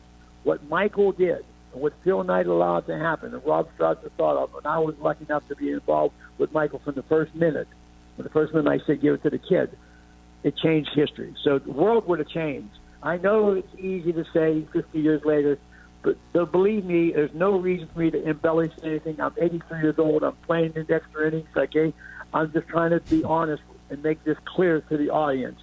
Michael Jordan is iconic. Not only is one of the great basketball players, he's iconic because he created an industry that benefited players and making millions of dollars on it. And most of them were black athletes because even the Magic, the Larrys, the Stan Smith, whoever the heck they were getting a set salary, a set pay. That's all they were ever going to get. Jordan opened the door. And now you're talking about LeBron, then you're going to talk about Victor from France. That never happens without Michael Jordan. Why do you think the shoe companies would all been running around, wanting to give a piece of their company up? They had, and I knew, and Phil knew eventually, no matter what you thought of beforehand, the movie said Nike was against the wall. Okay? We needed a miracle. I didn't know it was going to be like this. I'm not going to pretend anything. But I do know there's no one in the world that could have done what Michael Jordan did because he was the most exciting athlete in the world. Sonny Vaccaro joining us here on Travis and Sliwa. Sonny, you said a couple of things there. Number one, you said, give it to the kid. That it was just yesterday that we were talking about Michael Jordan hitting that shot against Georgetown to win the national championship. At that point, a good college player, but not Michael Jordan. We didn't know what it was there. You said that I knew, that Phil knew eventually he came on board. When did you know? Why was it Michael Jordan? And when did you know that you had made the right choice, that this wasn't just a guy who had incredible game? This was somebody that was going to change the way that we do almost everything when it comes to sports and sports marketing? Forgive me, ESPN in Los Angeles. Let me just tell you something. I knew when he hit the shot. Did I never think I'd say it again? I knew that day. Why? He beat Georgetown. Why? He beat Patrick Ewing. Why? Nike and Georgetown had a partnership. I was trying to sell shoes. John Thompson was one of my best friends in life. He beat him. I didn't give a damn about Michael after the shot was over. I was hurt. But in my subconscious, all those years, I never said what I said to Rob Strasser 2 years later. Again, I had no reason. I never met Michael Jordan in my life until Tony Romo. But the shot was there. The film in the movie is one of the most, and the movie's damn good, okay? But the film where Matt shows, he uses a screen, he uses an old tape recorder to show them the actual last 18 seconds of that shot. That's how he explains to the public my mind. Basically, I never forget that when Matt said, Sonny, we can't tell them you thought about it, you kept it, because it takes 5 seconds to say that. So he took about 2.5 minutes to describe every pass that Jackie sent. Everyone that, they had a great team, that they had 4 guys in the NBA, my God. And then when you get Worthy crossing to set the pick, and you see Michael all by himself in the left corner, and this sucker at 18 years old sinks the shot that wins the first championship for Dean Smith. Everyone thinks Dean Smith was like John Wooten. That was his first one. I'm sorry, I get carried away. No, this is good. Answer. We're listening as if there's a movie playing. So, Sonny, there's famous story, and I'm just curious if how accurate this is. Back in the days when Jordan or the Nike releases the Air Jordan sneaker, is this right that the goal was to make $3 million in the first 3 years, but in the first year you guys exceeded $125 million? Is that accurate? I can tell you what everyone else can tell him. I'm sure it was. I can tell you this. I don't know. I have no idea of that.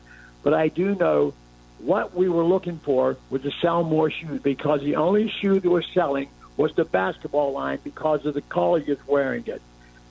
Nike was not doing well. I have no idea. There's a prophecy they may have gone under. I doubt very much. Still nice and bright mind or brilliant, right? But what it did was save the company. I mean, so I'm saying that there's no question. And those numbers at the end, the 130 million or whatever they put on the screen, that happened. And remember, the deal was we gave him 10% or 15% or 20%. That was part of the deal that I suggested. Make him part of it. And Rob and Phil, wasn't just me. So I'm not saying that. But we gave him a point or two of that shoe.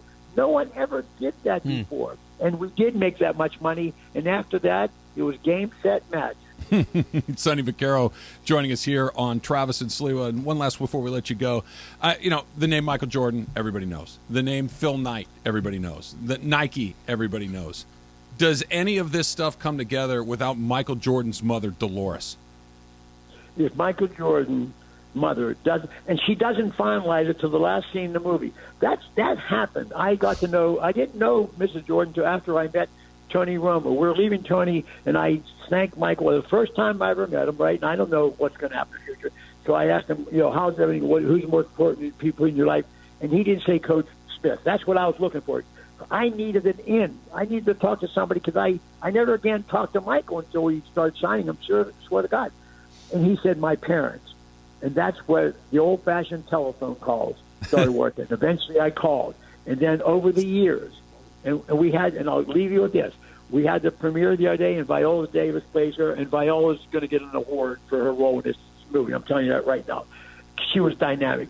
She was unbelievably good. At the end of the movie, Mrs. Jordan just came back, and I'm at the party, and Viola hangs up, and Pam and I go over, take a picture with her, and give her a hug, and she said, I just came up from Dolores Jordan, and she told me to tell you and Pam what I'm telling you and your audience. We remain friends, and we still are friends with Mrs. Jordan God bless him, but Mr. Jordan, tragic end there.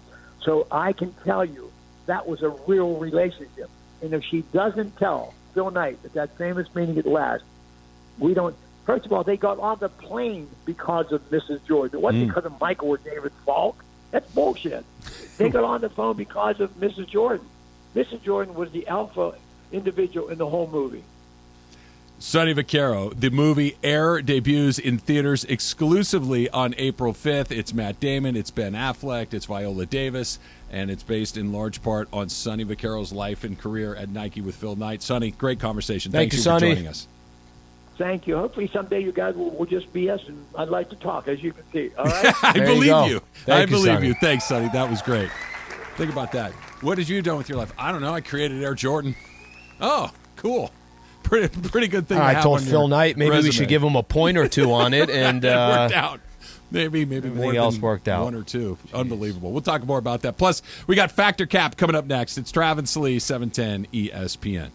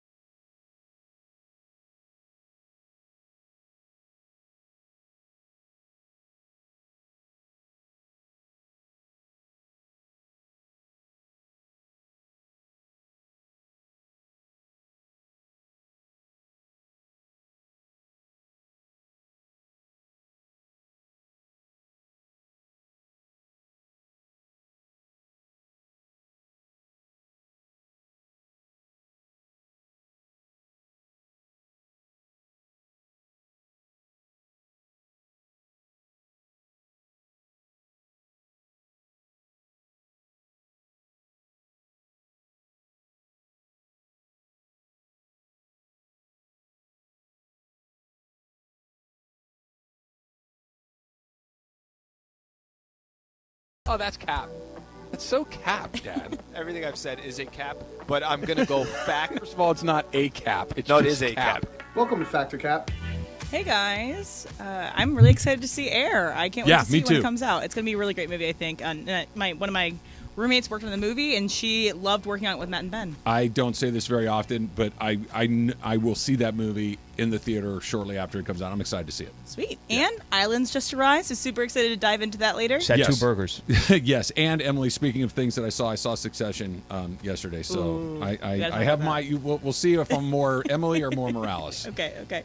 All right, so it is opening day for the Dodgers and across Major League Baseball. So it got me thinking, baseball opening day is the best opening day in sports. Travis, Patrick Cap? Yeah, I think it is, fact, because here's the thing. Baseball has way too many games. There are too many, and you don't get very many special ones. Well, 47. You get a handful of really special ones 6 months from now if you are one of 3 or 4 teams. But for the next 6 months, 30 teams, 5.5 months, let's say, 30 teams will play 145 meaningless games except for today. Today's the good day. Today's the day that sets the tone. They got the bunting out. You line up on the foul lines. You say everybody's name. The ballpark is full. Pirates won't have a full ballpark for the rest of the season. They'll have one on opening day. That's what makes it the best. Al? It's Cap for me. I think that first game in the NFL, right? That Thursday night game. I was hoping you weren't going to say NBA because I was like, NBA opening day is not as good. Anyway. Well, the people who love the NBA will say the NBA. But even as somebody who loves the NBA, Thursday night, that tells me, we're back. The right? champion always plays first. Yep. The game is always usually But the that's game, the competition right? is good. It's one game, one day. Like the baseball, everybody plays. Yeah. And it's just kind of an event across the league. Which you're not wrong, but if you said which day are you looking more forward to, that Thursday opening football, there's also something about that time of the year where you know that all these other sports are going to start colliding. You're not that far away from playoffs starting. For Major League Baseball, opening day for football is my favorite. Taylor? I think fact for baseball is the most exciting. I think all the casual fans get excited for these first couple of days and then they kind of peter out.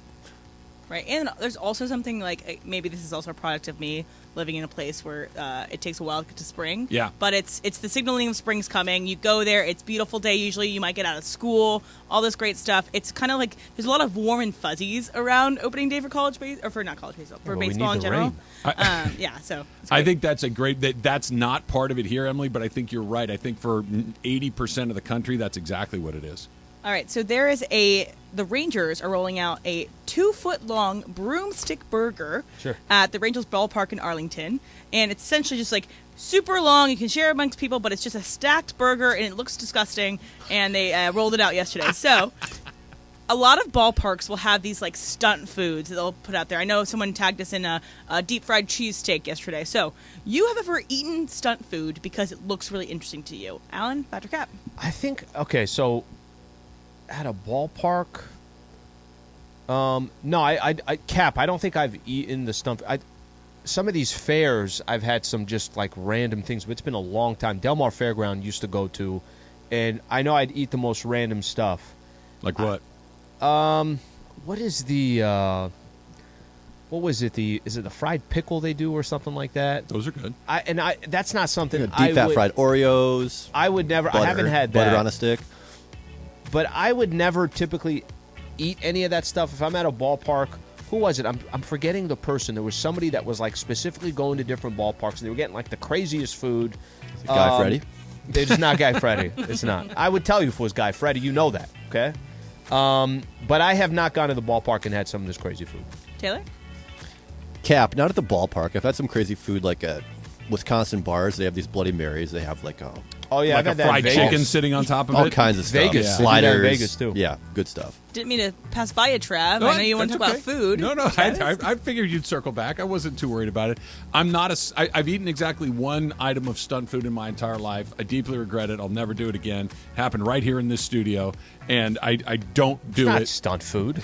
A sandwich that makes you want to die, I think, is a stunt. That's food. not Like a the hottest stunt. possible sandwich. Yeah. That is It's a little bit of lunch. stunt food. Yeah. That's literally, it's a snack. Yeah, I don't do that. If I'm going to a ball game, I want to have something that I'm going to like. I want to have the hot dog. I want to have the nachos, the peanuts, the things. Oh, that you don't like the hot dog now, but I don't like the hot dog. No, I don't. But I'll probably still have one anyway. But that's not my jam at all. Does Dodger Stadium do something specific? Like, are they known used for? to.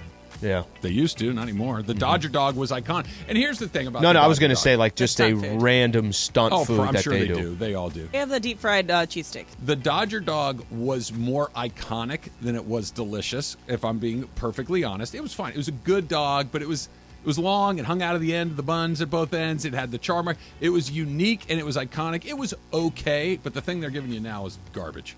Yeah. No, thank you. All right, so if you're like me, you kind of go typically with the cheapest ticket possible to go to a Dodger game, depending on the game. But I like to not spend a lot of money and use that money to spend on food or alcohol. So, but I know you guys like to have better seats. But if you are in bad seats, and you would move seats if no one was in front of you. So there's better seats in front of you. You would move to them if no one has claimed it. So, Alan, I'm going to start with you. Factor cap. Back in the day, yes. Cap now. Just wouldn't do it. I think back in the day I was like hunting, like, all right, what's going on in that section? What's going on here? But you feel like if you're 16 to maybe 24, I'm okay to do that. I felt like after that I stopped taking those risks, so cap for me. Trev? That's basically the right answer. Although I will say this, like let's say in your situation, Emily, that you buy like a top pavilion ticket, right? Bobby, go find a seat. And they're playing the Pirates on a Wednesday night, and you look and half of the box seats are empty. Why not? Right, and I really don't. 9 out of 10 times, no one's going to stop you. No one cares. Baseball's the game to do it in. Yes, I would like basketball. I wouldn't feel comfortable at all. It's different in a basketball game, but at a baseball game, I think it's okay. Sure. How many innings do you have to wait? 1 o'clock on a Wednesday. 3, 4. I think if 3 or 4, and you just see this wide swath of empty seats, I think you can go park yourself there, and it's good to go. Taylor? Fact, but you've got to gauge, the number of people there and what inning it is, what quarter it is. I know one time I took a girl to... I'm already stressed. Took a girl to a Lakers game one time, and it was like the first quarter, and she's like, oh, we should move up. And it's like a packed crowd in there. I'm like, no, now, definitely not now. Wait a little while. I've been to Fenway twice. The first time I ever went to Fenway. Do you remember, and you might remember the name because he's really kind of a legend in sports talk radio. Was around for a long time. Philly Billy Warndell. Remember Philly Billy? Of course. So Philly Billy is working down in 1090 down in San Diego. I'm like, Philly Billy, listen, I'm going to Boston. I'm going to a Red Sox game. He's like, I got you. I'm like, okay, I don't even know what that means. He's like, how many tickets do you need? I told him, 2 tickets. Just me and my cousin are going to be going to the game. He's like, don't worry about it. Go to the ticket office. It's going to be under your name. Talking to him the day before. Philly Billy, hey, I'm getting ready to go. Yeah, you're good. You're all taken care of. Get to Fenway, go up to the box office. Alan Sliwa, what's the last name? Sliwa. Like, we got no idea what you're talking about, buddy. I call Philly Billy. He's not answering the phone. Of course he's not. So then I go to where the ticket, just where they're letting people in. I tell the guy the story. I'm like, listen, I don't know where the tickets are supposed to do this. The guy just says, and I just go in there. Yeah. Both of us go in there. So now we have no seats. We're at Fenway. So now we have to basically... Fenway, by the way, is almost always full. Okay, so now we got to, and this is a Friday. Is this is a Friday night. The only thing we had going our way was it was kind of there was like a 1 hour delay, something like that. Okay, so we just picked 2 random seats, took the risk. No one ever came and sat in those seats. I think that's the last time that I just took 2 random seats and went. And one more time for old time's sake, and for those who are going to the Dodger game today, have a great time. It's time for Dodger baseball. It's a good day. Yeah, it's a good day. Have you ever been to an opening day Major League game? Opening day? No, I don't think I've been to opening day. It's fun. There's a little something in the air. I that's lied. Not I lied there. to you. Have you been? I lied to you. Yeah, when they opened up Petco Park. Yeah. Opening day, we actually got tickets to go to that. The Dodgers play Arizona tonight. It will be electric. It will be fun. The Dodgers play Arizona tomorrow night. It's be like 160 more to go. What's Dave doing? It's just a that will totally change quickly. different experience. Sean McVay said something that I thought was really interesting, and I got a question, Slee. Has he earned the right to say it? That's coming up next. It's Trav and Slee, 710.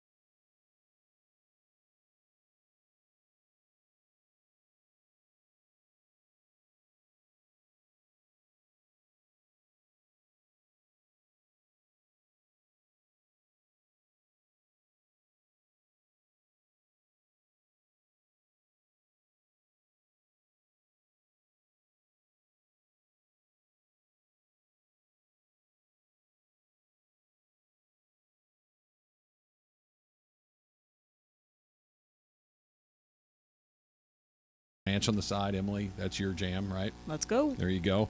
Hawaiian burger with a grilled pineapple and teriyaki sauce. If you haven't had that, you're doing it wrong. Kilauea burger. It's got a little jalapeno and black pepper. There's wings. There's fries. There's tacos. There's beach bowls. There's sliders. There's cocktails. Come on, man. Of course, no better place to go get all of that food and watch the Final Four coming up this weekend. Go Aztecs, then Islands. And you're thinking, well, where do I go? In your neighborhood. There's 40 of them around Southern California. 40 different locations for Islands. So wherever you are, there's not one far from you. There are actually 2 within 10 minutes from where I live. I can go do that jalapeno. You say that. It's on the list. Yeah, that's attractive right there. It does. And look, the Big Wave, that's just like the classic. You can't go wrong there. Hey, would you like a cheeseburger and some fries? Yes, I would. As a matter of fact, that sounds pretty terrific. I'm in. And you know what I'm going to say. I can't say the words "go to Islands" and not say it. The mugs and the beer, and I don't know what they do. Ice cold. They're like the mug is so cold you can barely hold it. Yeah. That's how cold Love it is. that. I wear a glove. The best. Exactly. Like, when they go into snowboarding. Right, when you go to when they burn off like the wart with the liquid nitrogen, and the lady has to take the canister with that glove. That's what you get. They give you one of those. They just and a welder's mask. I'd much rather have a cold beer than. It's probably better. Any of those. Probably better. All right, so the Rams are doing whatever it is they're doing, and I still can't even describe exactly what it is. It's not a rebuild or a reboot necessarily, or a remodel. It's certainly not business as usual because they're pretty quiet. Sean McVay said this. I think this is pretty interesting. Sometimes the best you can do is reset the deck, have a healthy perspective, and focus on things that you control. Every year is a new year. We have 5 years of great experiences. I think that's a really interesting way to look at this, because I think what they realize, that maybe they're slightly reluctant to say, but what they realize, and what I think most fans have tapped into, this era, the Sean McVay 1.0 is closed. Right, that the 6-year window that we just had with Sean McVay was 4 playoff appearances, 2 Super Bowl appearances, a Super Bowl championship, and 2 seasons where it didn't go the way that you wanted to. That is an extraordinary 6-year window. You really can't ask for more than what they did. I think they realize it's time to kind of start the next one, and we need to go back to square one before we can start to run through it again. We've had 5 years of great experiences. I think is code for it. Guys, give us a second to catch our breath. We're going to go on another 5-year run, but it's not starting quite yet. I have no This is actually probably one of the first quotes I've heard in the offseason that I really like.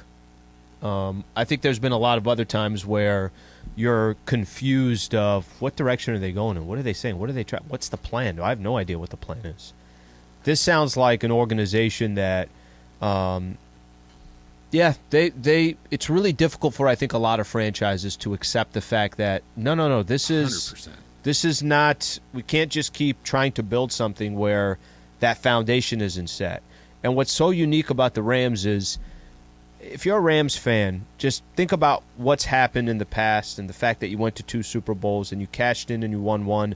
And then you have your franchise, you have your head coach, who's so important to the organization, saying, we're going to need a second here. That's okay.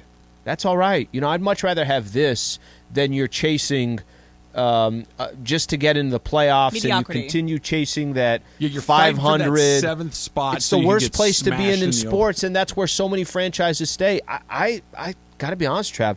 I really like the quote. I do too. I think it's smart, and I think it's difficult to be honest with yourself. It's difficult to evaluate yourself. It's very difficult to be honest when things are not going well and say things are not going well. Or your ego gets in the way, or all that. All of those things. Ego, and I'm smart enough to fix it, or I'm talented enough to fix it. It's just, you know what?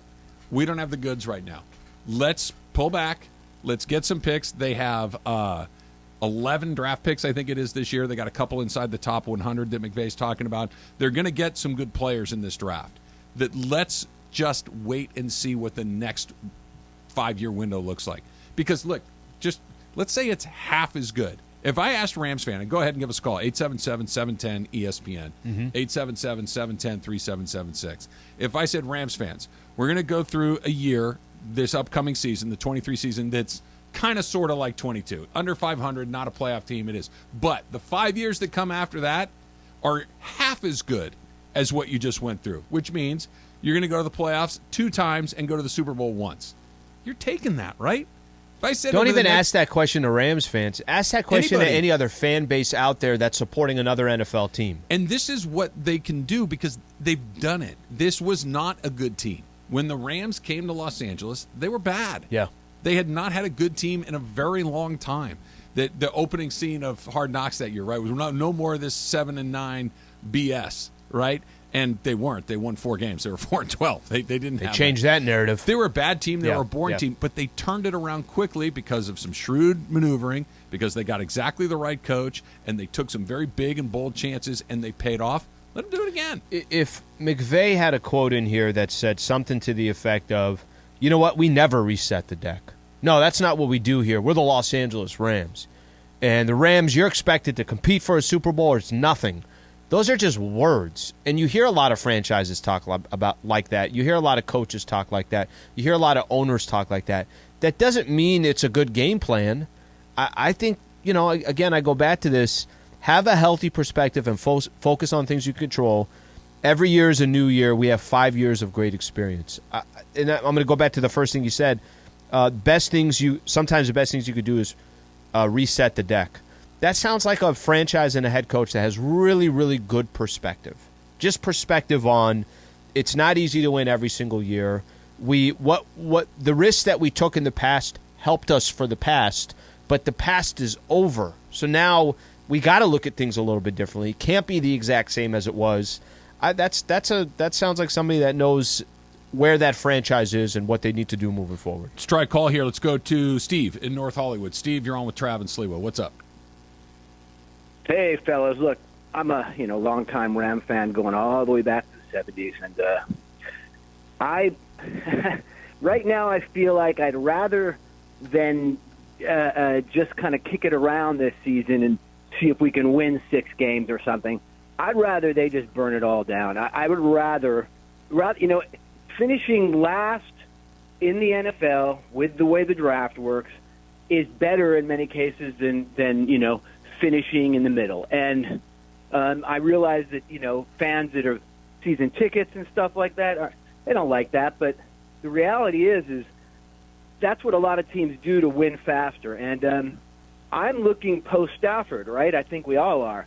And, look, I'd be very happy if he retired, not because I don't want to see him throw again, but because he's had all the concussions and I'm not sure his heart's in it. And to be honest, it's time to find a quarterback, and that's something McVay's been avoiding. But in the big picture, winning, 5-6 games this year? The schedule's tough. 7 games? I don't know. Yeah. Really, the cupboard is bare. I would rather be terrible for a year, win 3 games, than do this thing that they're doing right now, at least what it looks I think you're right, Steve. Thank you for the phone call. I think that you want to bottom out as quickly as you can so you can start to rebuild. Yeah. The middle is the worst spot. You don't win the Super Bowl from the middle maybe once in a million years. We see it all the time. Bad teams become good teams very quickly. Especially in the NFL. You get the right quarterback, and everything kind of clicks into place. One more quick phone call here. Let's go out to Riverside and Miles. Miles, you're on with Trav and Slee. Hey, guys. Can you hear me okay? Yep, gotcha. Yeah. All right. I'm a season ticket holder. I go back to Roman Gabriel back in, a long time ago. I'm also a school teacher, and I have to bust my butt to pay for my seat, my SSL, licensing. And I'm not okay with mediocrity. We spent a fortune on this stadium, and to be okay to tank for a year or 2 to rebuild, I'm not okay with it. Miles, let me ask you this question. I want you to be realistic with this. You might not be okay with it, but just think about this for a second. You don't think this happens with every single team in every single sport? And what a lot of these other teams don't have what they can't say is they won a Super Bowl a year and change ago. Like, I get what you're saying, and nobody's saying that you shouldn't be upset because of the product and how much you spent to go get those tickets. But think about how many other NFL teams, Major League Baseball teams, NBA teams, hockey teams. Rebuilding is part of your there's no way to avoid that. No. If you expect every single year you're going to be competing for a Super Bowl, your expectations are way off, and maybe you should rethink some of the tickets that you have. Every league is set up for the good teams to get bad. both economically, draft pick wise, that it's virtually impossible to stay at the top for a very long time unless you get an incredibly weird set of circumstances like you have a Tom Brady, right? There's not another one of those coming along. You need to go down so you can go back up. What you're saying, I understand, Miles, that the economics, that it's expensive, and I get it, and I'm sympathetic to it. I really am. But trying to chase the top constantly means you will always be in the middle. You will never be good, and you will never get bad enough to get good. If you're chasing that 14th spot in the league, 14, 16, you're going to be between 14 and 20 for the foreseeable future. You got to go down to the high 20s and 30s to get up to the single digits. I would be more sympathetic to what he's saying if he was saying, look, we haven't made the playoffs in X amount of years. Totally different. I keep spending money, and every time I spend, you know what? My owner does not want to win. He's not showing that he wants to win. He's cutting corners. Road team on the radio. Doesn't send the radio to the road games. Doesn't go get arguably the best coach that's out there in the NFL. Doesn't come sign. I'd be more sympathetic towards that, not, hey, I know we just won a Super Bowl and we keep going to the playoffs, but this whole we're not going to be competitive for a year or two to get better, I would have more faith in what the Rams are doing. Lakers have a big win last night. Did they all of a sudden become the team to beat in the West? That's next. It's Travis Slee, 710. Last Saturday, just hours after landing at LAX from international duty, LAFC's Denis Bouanga hit the game winner off the bench. Denis Bouanga has broken the tie in the 84th minute. The Black and Gold remain undefeated in MLS play as they head into Colorado for a battle with the Rapids on Saturday night. LAFC pregame gets going Saturday at 6 p.m. on 710 ESPN and the ESPNLA app.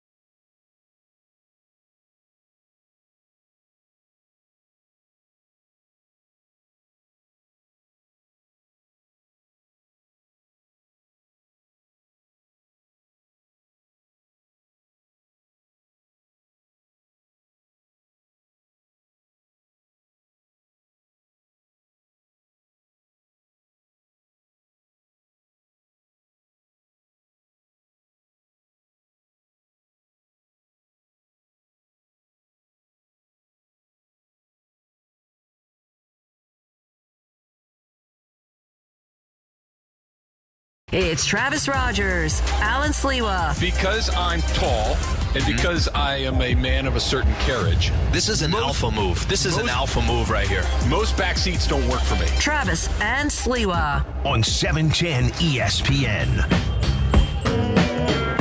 Al, I want you to tell everybody what you just told me in slightly different language. I'd rather use the same language. I said, if what I hope happens on Saturday happens, you're going to celebrate. Man, You're gonna get tattooed? it's going to be a lot, and it won't matter to you. People say, you can't mix, you can't that. No, don't tell me that. Saturday, I don't care. Anything. Hammered. Just can you know whatever this, right? Burning Spear was, that was nothing compared to Saturday. I refresh my memory here. I know that Burning Spear was a lot of bourbon and some beers along the way. Were there some things that were recreational cannabis use? Yeah. Don't do that there. Not okay. It's Texas. What if I They'll looked up? They'll lock you up for that. Trav knows a guy, right? Isn't that kind of a downer to watch your game? I don't know if I'd want to. Oh no! For me, that's like the perfect combo. That's like the perfect combination. Don't do that there. I did look up. Take some edibles. You know, I'm just gonna actually let's open up here a little bit. I looked up yesterday dispensaries in Houston. No, they're located and they're specific. Are they medical? I think they're specific medical and license. You know, obviously the whole thing. But I Do know you a have guy. No, glaucoma? I don't know a guy. It's your foot, man. You Your have foot's been bugging glaucoma. you. Your foot's bothering you. I'm going to use whatever happened to his knee yesterday. I'm going to tell the same story. Why not? I'm excited for You you. don't want to My Cousin Vinny you, and you have to get you out of Houston. Yeah, look, I know. Look, Worth it. If it does happen, I know a guy that can kind of maybe start the wheels in motion to get you out. I did make some. Look, when you do what we do, you meet people in that world. Sure. You meet people that can get you out of sticky situations. You guys said, would you get a tattoo yesterday? Fuck 'em, no. If San Diego, would you do it? And then you knew if you got this tattoo, SDSU would win. If you tell me, hey, if you got to go to jail for a week, but you know SDSU wins, It's just a week. It's Well, jail. week. I don't know But about it's you just guys. a week. I don't Well, know week. about you guys. I have made it this far. I'm 51 years old without going to jail. I would like to keep it that way. I am. All right, well, Santa Barbara's always going to lose. But that's fine. I'm not going to jail. according to Kurt Sandoval, it is not your age. No, he only. What said are the players that he always only have said I like look like a birth DTR? certificate? Yeah. The birth certificate says what age? I don't. I may look 62 according to Kurt, but I'm actually only 51. No, like that whole idea of if you commit a crime, you'll go to jail. So don't do crimes. That worked on me. Like jail looks like a place I would not do well. It's worked up to this point. The only place where it was in risk was the Rage Against the Machine concert. It's the only place. Me and Taylor had some of those teriyaki wings that Islands had. They were really yummy. Okay. Nice and crunchy. Perfect. So they give us a little, kind of an outline of all the things that they're bringing here. This is like a notebook. They brought the entire restaurant. There's 4 pages. Everything that is And like in the 6 restaurant. employees are here too. It's unbelievable. I may just stay here tonight. I may just set up in the back room and eat Islands for the rest of the way because everything that's in an Islands is now in our kitchen here, and I cannot wait to get into it. It was so much that I'm like, okay. Were you overwhelmed? Not overwhelmed, but a different part of my brain kicked in. Not the more feral, like just eat. There's food, eat it while it's right there in front of you. It was more the strategic component of my brain kicked in because I don't have to hurry. There's so much I don't need to worry about it going away. Yeah. That if I take Kind of light in the office, it feels like today. Yeah, Not a lot of people. By the time we get to They'll come out of the woodwork. Yeah, they by will. the time we get to 111 today, 111, that I think earlier. I think 110. No, 111. We started at They shorted 58? us on the front. Was it 58? Yeah. 110. Yeah. So we're gonna, by the time that I'm going to go in there, I'm going to maybe put nice napkin on and silverware. I'm going to really lean into it and I enjoy could see myself. the way you just described it. I could see like all the little guys that were working in your head. Do you know what I'm talking about? Yeah, well, usually it's the guy at the engine front. was like the guy at the front's like, food, eat it, eat it, eat it, eat Yep. it. It's that guy's like, hey, you know what? We're good. Just there's plenty. Take your time. Yep. Enjoy this. Take a deep breath. Absolutely. Lakers looked really good last night. There really is no other way to say it. They had a starting lineup that makes a lot of sense. They had a starting lineup that played really well. Their defense was good. LeBron looked good and spry and healthy. Anthony Davis was terrific. Austin Reeves seems to fit perfectly into that starting lineup. Jared Vanderbilt, I should say, is in the perfect spot. All of a sudden, they looked great last night. But all of a sudden, in one day, we went from the West is kind of wide open to all of a sudden the Lakers may be the team that everybody's afraid of. Number one defensive team. That's how you win in the playoffs. Superstar players. Anthony Davis doing it at both ends. Austin Reeves coming through. New players. This trade changed everything for them. This is a legitimate team. I don't know how it's going to play out. They've got to stay healthy, but this is a legitimate team. This is a scary team. Now, the qualifier that he had in there, I think, is the most important part. They got to stay healthy. Sure. That's true of everybody, but it's more true for them because we know what we know about LeBron's foot and we know what we know about Anthony Davis.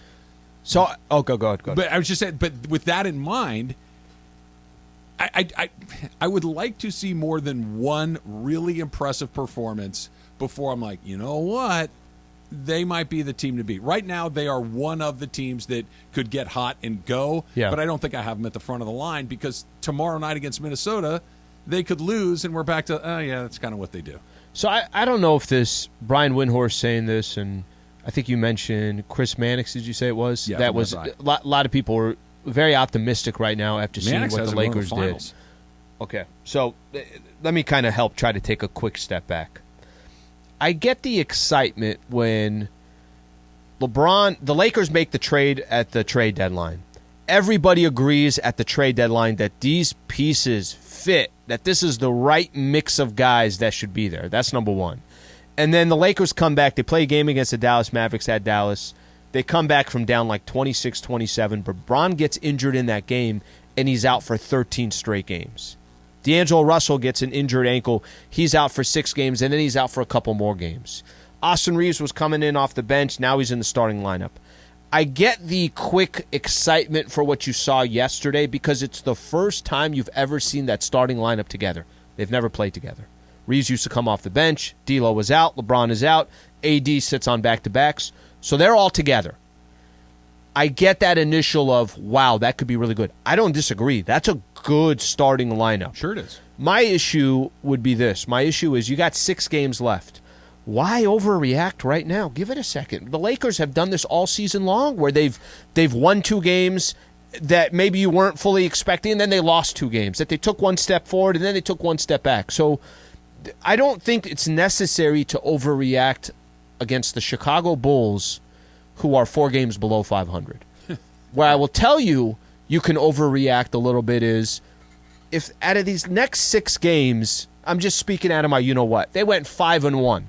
And you're like, wow, they're as hot as any team going into the postseason. Maybe if they didn't get out of the play-in tournament, but they got that number 7 spot, so now they just need 1 win to get in, with and then they'll have a couple days off, in between. Maybe Bron, you're looking at him and saying to yourself, I think he's injured, I think he's not injured. If all those can come into play, he looked great last night. He did. And if all those come into play, and you're at the end of the regular season, I think it's okay then to say, hey, there's some excitement here. But I'm gonna hold up for a second because I liked what I saw yesterday too. Minnesota's a really good team. They got them tomorrow. The Lakers have lost games you thought they should win. They've won games that you thought they should lose. So I'm not prepared to say, hey, watch out, that's the scariest team over that 1-game sample size with this starting lineup. They're unpredictable. I think that's the thing that the theme for the 2023 Lakers has been they're unpredictable. That you just said it a second ago. They lose games. You're like, wait, what? Mm-hmm. And then they other nights it's like, yeah, they're okay. Finally, that's what we've been waiting for. And then 2 nights later, it's like, well, that doesn't even look like the same guy. You said a second ago that this is what they've done all season long, right? They had a good game, and it was like, okay, here we go. I agree, with one addition here.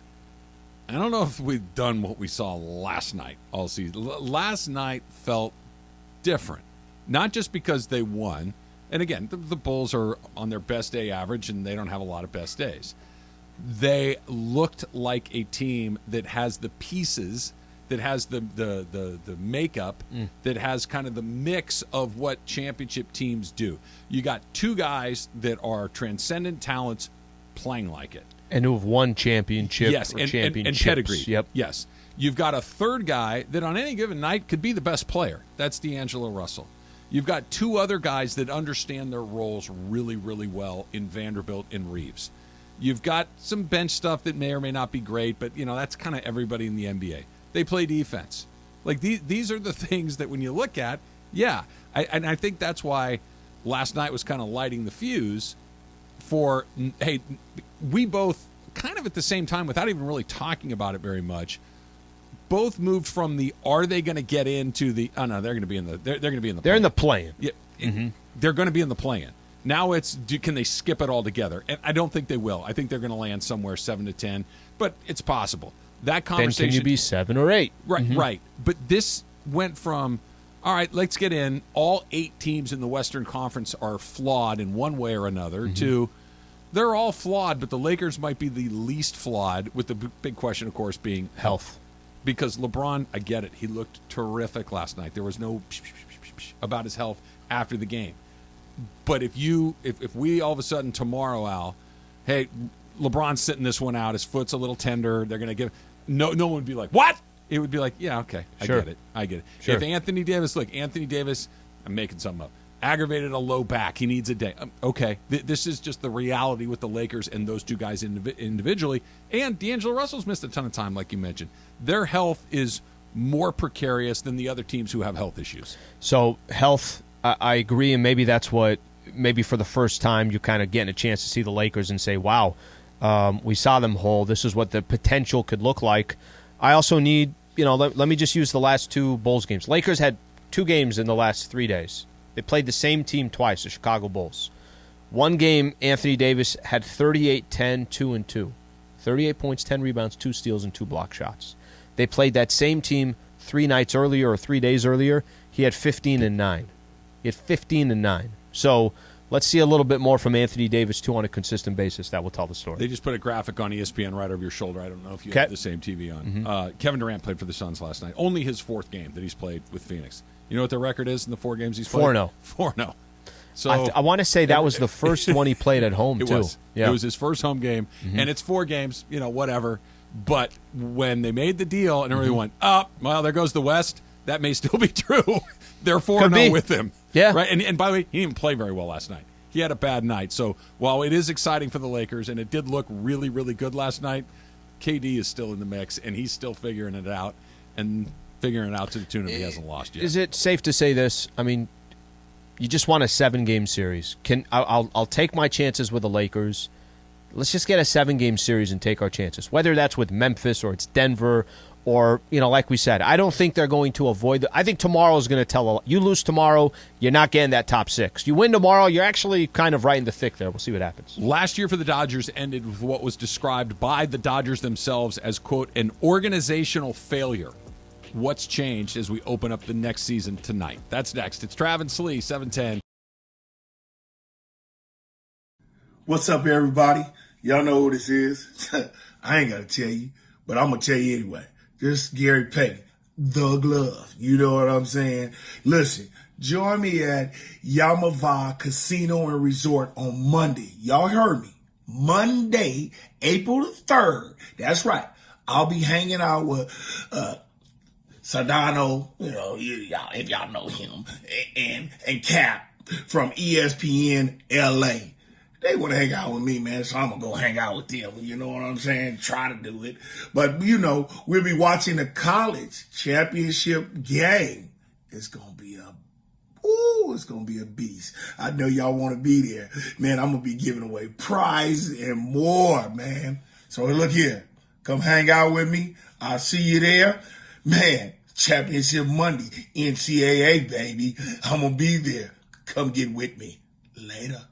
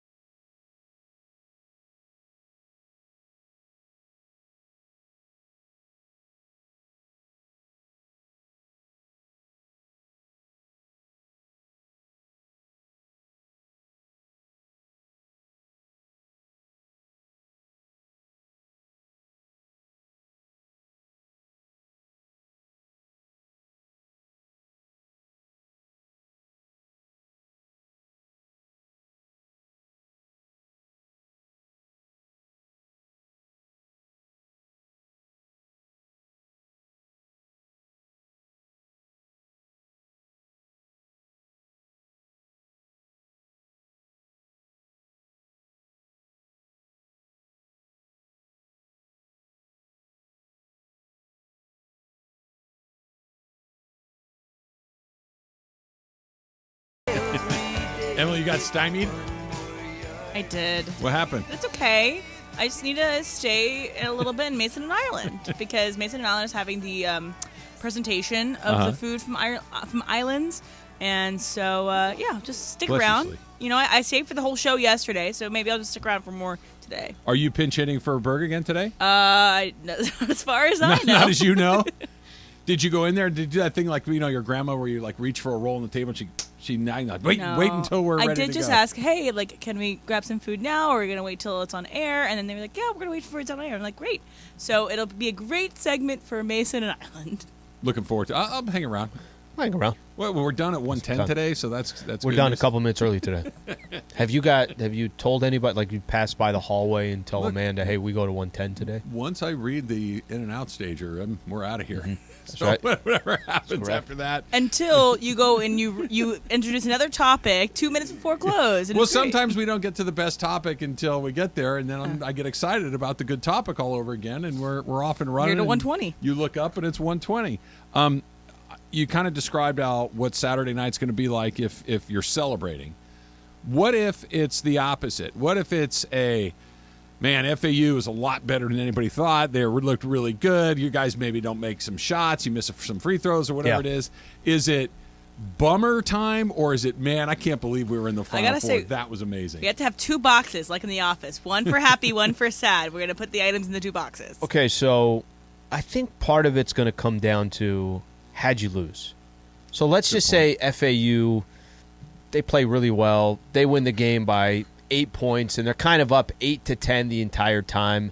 I think you could kind of sit back and say, bro, we went to the Final Four. I'm here in Houston, went to the Final Four. It was fantastic. The world's not going to end. But let's use the Creighton SDSU game. It was 57-56, and you lost by 1, and it came down to something like that, and now you were 1 point away from getting to the national championship. I think how you lose has something to do with it. Yeah. How long does we missed 2 free throws down the stretch and we're out before we are in the Final Four. That was awesome. This was an amazing I already ride. hear one of my friends. Give me another beer. I already hear one of my friends because we were talking a little bit during the last game, kind of in between. I think we got to halftime. We talked a little bit, and he starts his whole, this is just what San Diego does, and I'm like, I don't want to hear that right now. Not yet. Yeah, don't do that yet. No, but he was doing that in halftime of the Creighton game. Oh, yeah. Well, and they were down, I want to say 5, something like that. I'm like, Rob, I know what they do. I don't need you to remind me.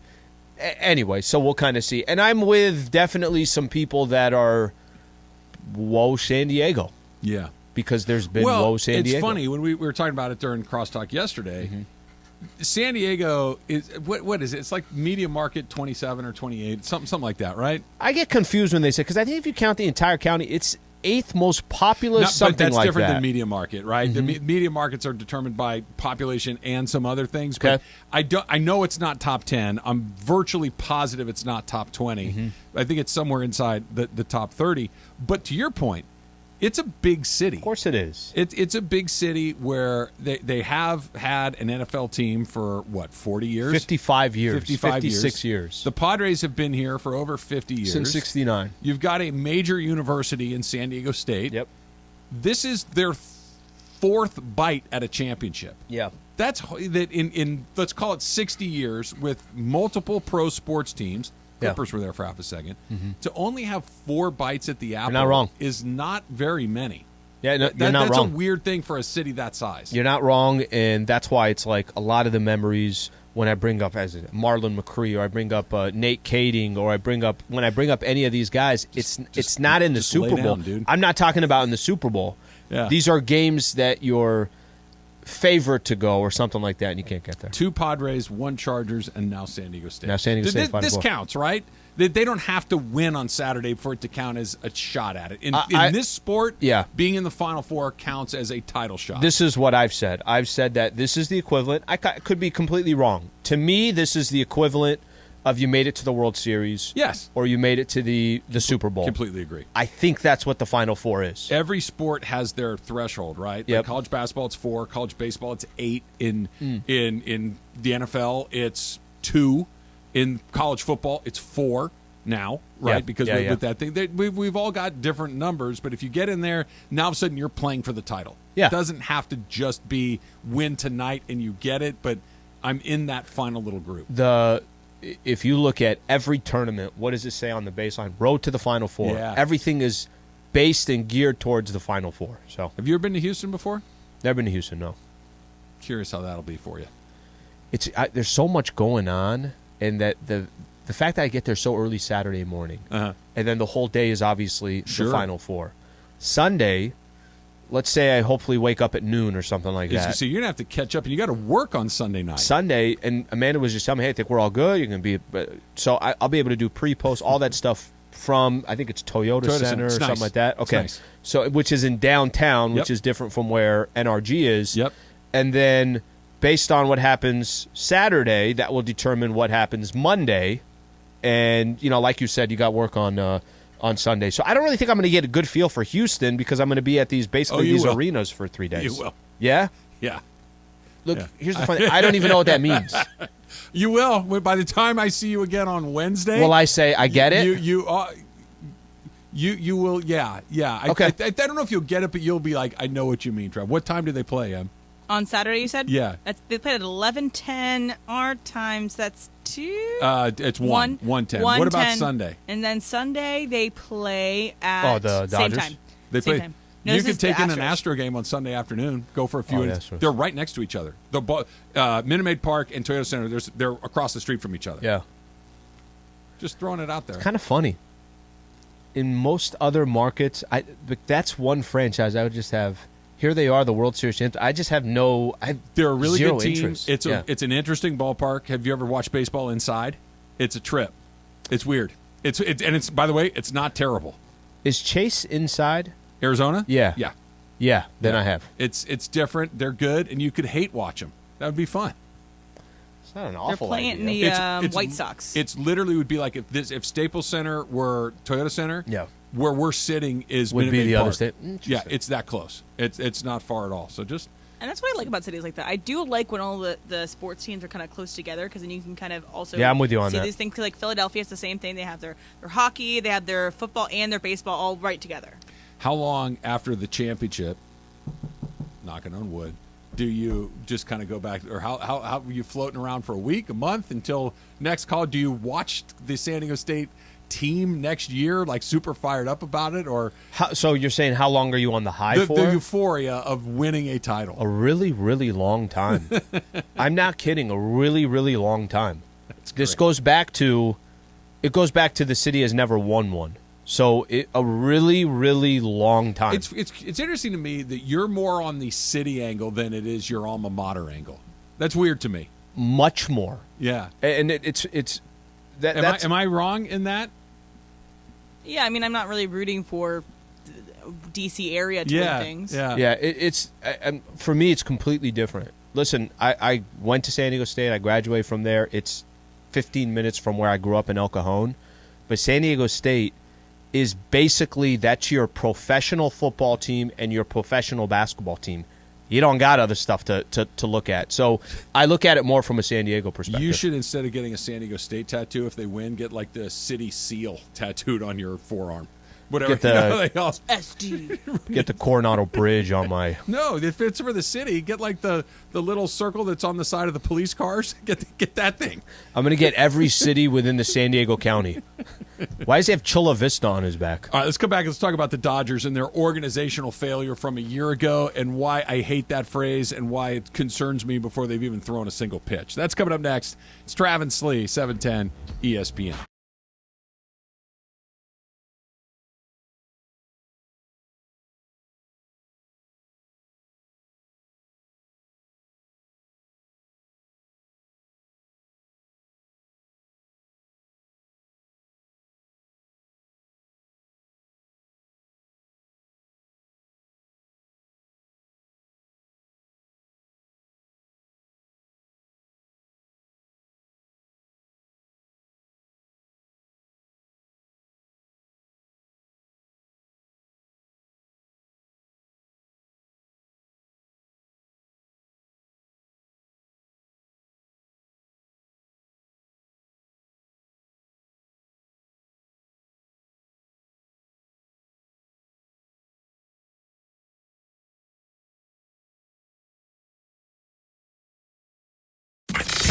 Last Saturday, just hours after landing at LAX from international duty, LAFC's Denis Bouanga hit the game winner off the bench.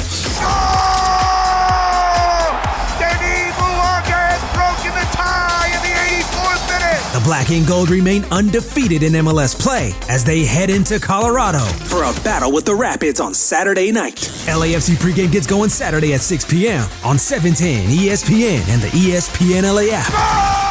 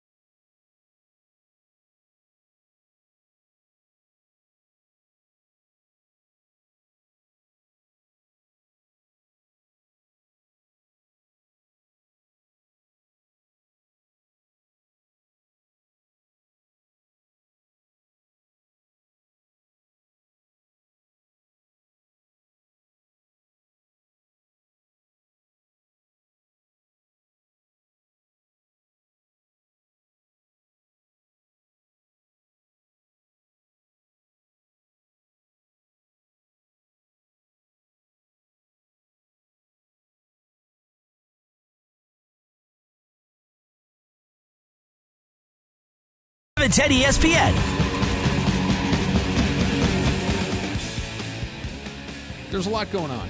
We've got a kitchen full of Islands food, which they're kind of getting closer here. Lion tamer. The Forbidden Island. Right? They got the whip and the chair, and they're keeping us away from it. But good things take time. That's well, right. they got to prepare. I mean, you the way you said it, where is nice. You mentioned it's like literally you're walking into their restaurant. That's what they're doing in our kitchen. From where I'm sitting, I can see multiple pineapples and orchids, and it's there's this nice little bamboo sign. Beautiful setup. It's very nice.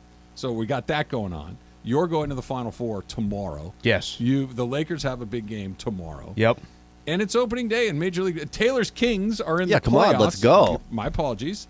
That's certainly worth I know mentioning. you don't care, Trav. I really don't, but I'm happy that you're happy. I just don't care if they win. Are you happy that he's happy? No, Yes. he's not. Yes. I'm cheering for the Dodgers. Thank you.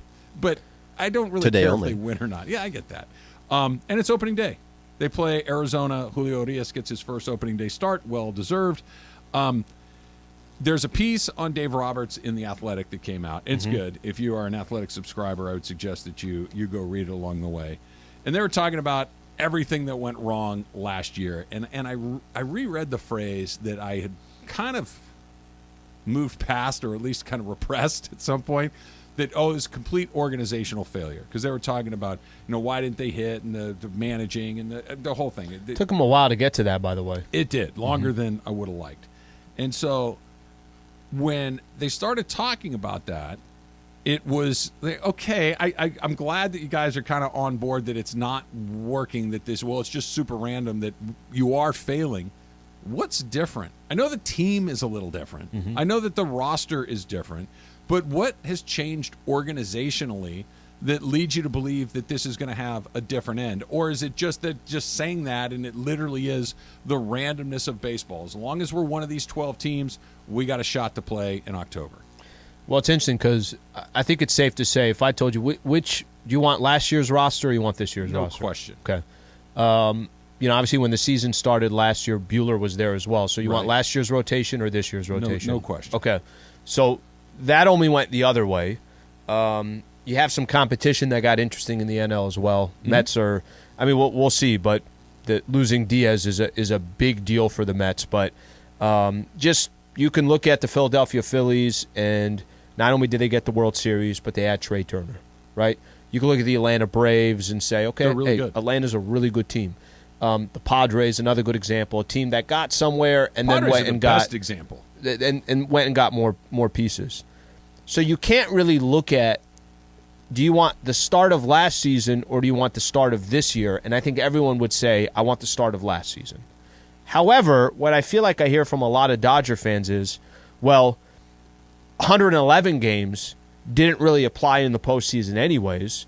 So seeing something that's a little bit different, seeing some different players, trying some of your younger players, knowing that you didn't go out and spend a ton of money in the offseason, that you could still go out and maybe make some type of deal or some trade by the time you get to the trade deadline, I think it's more fascinating. But it doesn't you can't tell me, if we just said that everything looked better a year ago than it did today, then why would this year be different? Could it be as simple as, well, you've had everything before and it still didn't work? I think Dodger fans are willing to try, well, let's try this out and see what happens. Yeah, to me, that's not what organizational failure means, because this isn't – when you say we had an organization – not you, the Dodgers say that they had an organizational failure last year, that's not we didn't have enough good players, because they obviously did. That's not we didn't have enough pitching. They obviously did. That's not we didn't have enough experience. We obviously did. There's something fundamental about the Dodgers over these last 10 years that when they need to be at their best, they haven't been as often as other teams have been. The Astros have been to the ALCS 6 years in a row. Okay? They've won a couple of World Series in there, and yeah, I know one of them is a Fugazi. I get that. But the Nats were at their best when they had to be. The Atlanta Braves were at their best when they had to be. And the Dodgers, despite having the best team, often kind of come down a notch. That is the organizational failure as I see it from why. The bigger the moment got. Why, when it is most important, are you at not your best? That's the part that I think Andrew Friedman was trying to figure out, that Mookie Betts and Freddie Freeman and Clayton Kershaw and Dave Roberts, like right on down the line. It's not we didn't have enough tools. It's why are we not performing? And the answer, well, it's super random. Okay, you've been in it 10 years. Why is it never random in your favor? Sure. That doesn't, the randomness. And usually random kind of balances. 50-50, kind of, right? You flip a coin enough times, you're going to get the exact same amount. So, yes, the team is not as talented. Yes, the team has some question marks in their rotation. They don't have a setup closer. They're going to play some rookies. Like, I understand that the roster is different, that the expectations are different. But organizational failure was not we didn't have enough and we need to go get different guys, or because we had too much and that's not it. Sure. What organizationally has changed? And the answer is I don't know. And I don't even know if it's something that could be described. I don't know if it's something, well, we're going to approach it differently. I don't know if it's a culture thing. I don't know if it's just literally, guys, we're not expected to win it, therefore you can take a deep breath and see what happens next. But organizational failure did not mean players to me. It meant that there's something in the air with your guys that they tighten up at the wrong time. How did you fix that? And maybe we won't know for 6 months. Yeah, it's kind of they really are one of the more fascinating organizations in all sports because they do everything so well, right? Like imagine if you're I'll use, I don't know if it's the best example, but if I said the Kansas City Chiefs in the NFL, right? That they are a really, really well-run organization. they're smart with a lot of the pieces that they have. They have a star quarterback that's kind of the face of your franchise. But you haven't had success all the time, but you've had damn good success where you cashed in on 2 Super Bowls. And I don't really kind of... And then in a relatively short period of time. In a 5-year window, you went 3 times, you won 2. And you're always really close. Yeah. The Dodgers are always really close. And they've been in a handful of World Series, but not nearly what you would think. And I know the Astro thing kind of really fouls it up a little bit. Yeah. But it's that weird National Series. It's the weird Braves series. It's the weird Cardinal series. You're like, this just doesn't seem right. Sure. And I just use that. I use the Chiefs as an example. I guess when you have franchises that are so well run, and you have franchises that you feel like are always doing the right thing, you have franchises that are not trying to, hey, we're going to try to win because we're going to overspend you, or we're a franchise where we don't have the money, so we're just going to bring all young guys. They have like the perfect combination of both. I don't know why. I don't know why the Dodgers struggled so much against the San Diego Padres, who they dominated all regular season long and couldn't get a clutch hit if their life depended on it. I don't know why. I don't know why that there has been moments in this organization where, and you know what it could be, Trav, and you've said this a couple different times, that when you're expected to win and you don't, there's a little bit more weight on. And then when you're expected to win and you don't, there's a little bit more weight on. Mm-hmm. And it could be one of those things where if the Dodgers had a season, let me just use last season as an example against Padres. Hypothetically, if Game 4, they just went off and ended up scoring. Remember, they had bases loaded and they only got 3-0 lead. They had 3-0 lead, but there were opportunities they didn't score. Let's just say Will Smith hits one in the gap. And maybe that would have just opened up the floodgates and the pressure would have came off and they got it back to Dodger Stadium and now they're the most dangerous team. I don't feel like they've had moments like that where I feel like just the pressure keeps getting larger and larger on their shoulders. They've had one. You're exactly right. What you just described is exactly what they needed. And the question that I'm asking of Andrew Friedman and Dave Roberts is... Dave Friedman couldn't run a Dairy Queen. Dave Friedman is, I picture it's a little half and half. That why can't they get that hit? Because the other teams do get that hit. Mm-hmm. The Padres got the hit. Cronenworth got that hit, cracked the thing open, and it's like, okay, here we go. Ha-Seong Kim sent one down the line, right? It just, they get the hit, the Dodgers, the one that the Dodgers had, and that, you know what it took? It took a mistake from the other guys. You're talking about Blake Snell. Kevin Cash took Blake Snell out of the game. Yep. Blake Snell was just wrecking the Dodgers. And it was Game 6, so they had Game 7, they had Walker Buehler. You still felt pretty good about it. Sure. But anything can happen in one game. Snell's just shutting them down. All of a sudden, they go get him for reasons, right? Well, the math says, but they haven't gotten a good look at him. Dodgers love that math that you were putting together. And you bring in the next guy, and you could almost feel like Mookie looking around going, I can't believe they did that.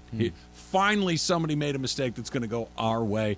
He gets a hit. Turner gets a hit. Seager gets a hit. Boom, boom, boom, boom, boom. They win the World Series. They throw the party, and it was awesome. But it took someone else fouling it up for them to get that, here it is. It wasn't that they already started to pound Blake Snell. Someone else kind of cracked the door open, and they went through it.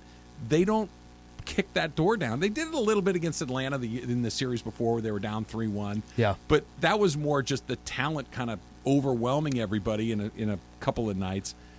I'm very and the answer is, and this is kind of weird, and Dodger fans feel free to weigh in on this. It's kind of weird because there is no answer for this until we get into October again. Until we see them in this situation, and let's say the Dodgers, they're not going to win 111. Say they win 96. Great season. Not great season. They win the division for the 10th time in the 11th. Okay. They have a first-round bye, and all of a sudden, Game 1, they lose 3-2, and they had 4 hits. Do they pucker again?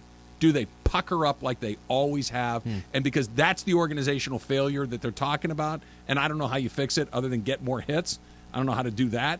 But until that moment happens, we're not going to have an answer. So I'll ask you, because when you say, let's hear from Dodger fans, there's no bigger one right across the table. Why do you feel like something will change this year Why do you feel like it's different? Or do you not? And like you said, no, I got to wait till October, Al. I got nothing. There's nothing to say. They're going to be a good team. The optimistic answer? Yeah, give me the optimistic answer is the expectation game. The optimistic answer is they're not going to win 96 games. They're not going to win the division. They are going to come in this with expectations that are far different than they've had over the last 10 years. Yep. It's going to be they're in. Let's see what happens. But if they lose the opening series, the Padres, it's not because they choked. It's because the Padres are better. And that kind of frees them up to kind of go into that. The pessimistic view is I'm going to need to see it to believe it. Sure. That until I see somebody come up with 2 outs and a runner at second base, down a run, and they split a gap, I'm not going to expect it to happen. Depending on what mood you catch me in. Right now, with 162 to go, I'm pretty optimistic. The food's still there. We should go get some. Plus, the dump coming up next. It's Trav and Slee, 710 ESPN.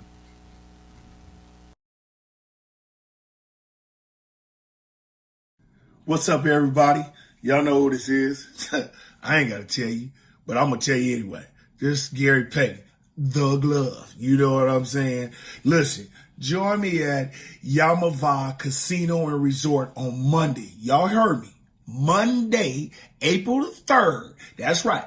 I'll be hanging out with Sedano, if y'all know him, and Cap from ESPNLA. They want to hang out with me, man, so I'm going to go hang out with them. You know what I'm saying? Try to do it. But, we'll be watching the college championship game. It's going to be a beast. I know y'all want to be there. Man, I'm going to be giving away prizes and more, man. So look here. Come hang out with me. I'll see you there. Man, championship Monday, NCAA, baby. I'm going to be there. Come get with me. Later.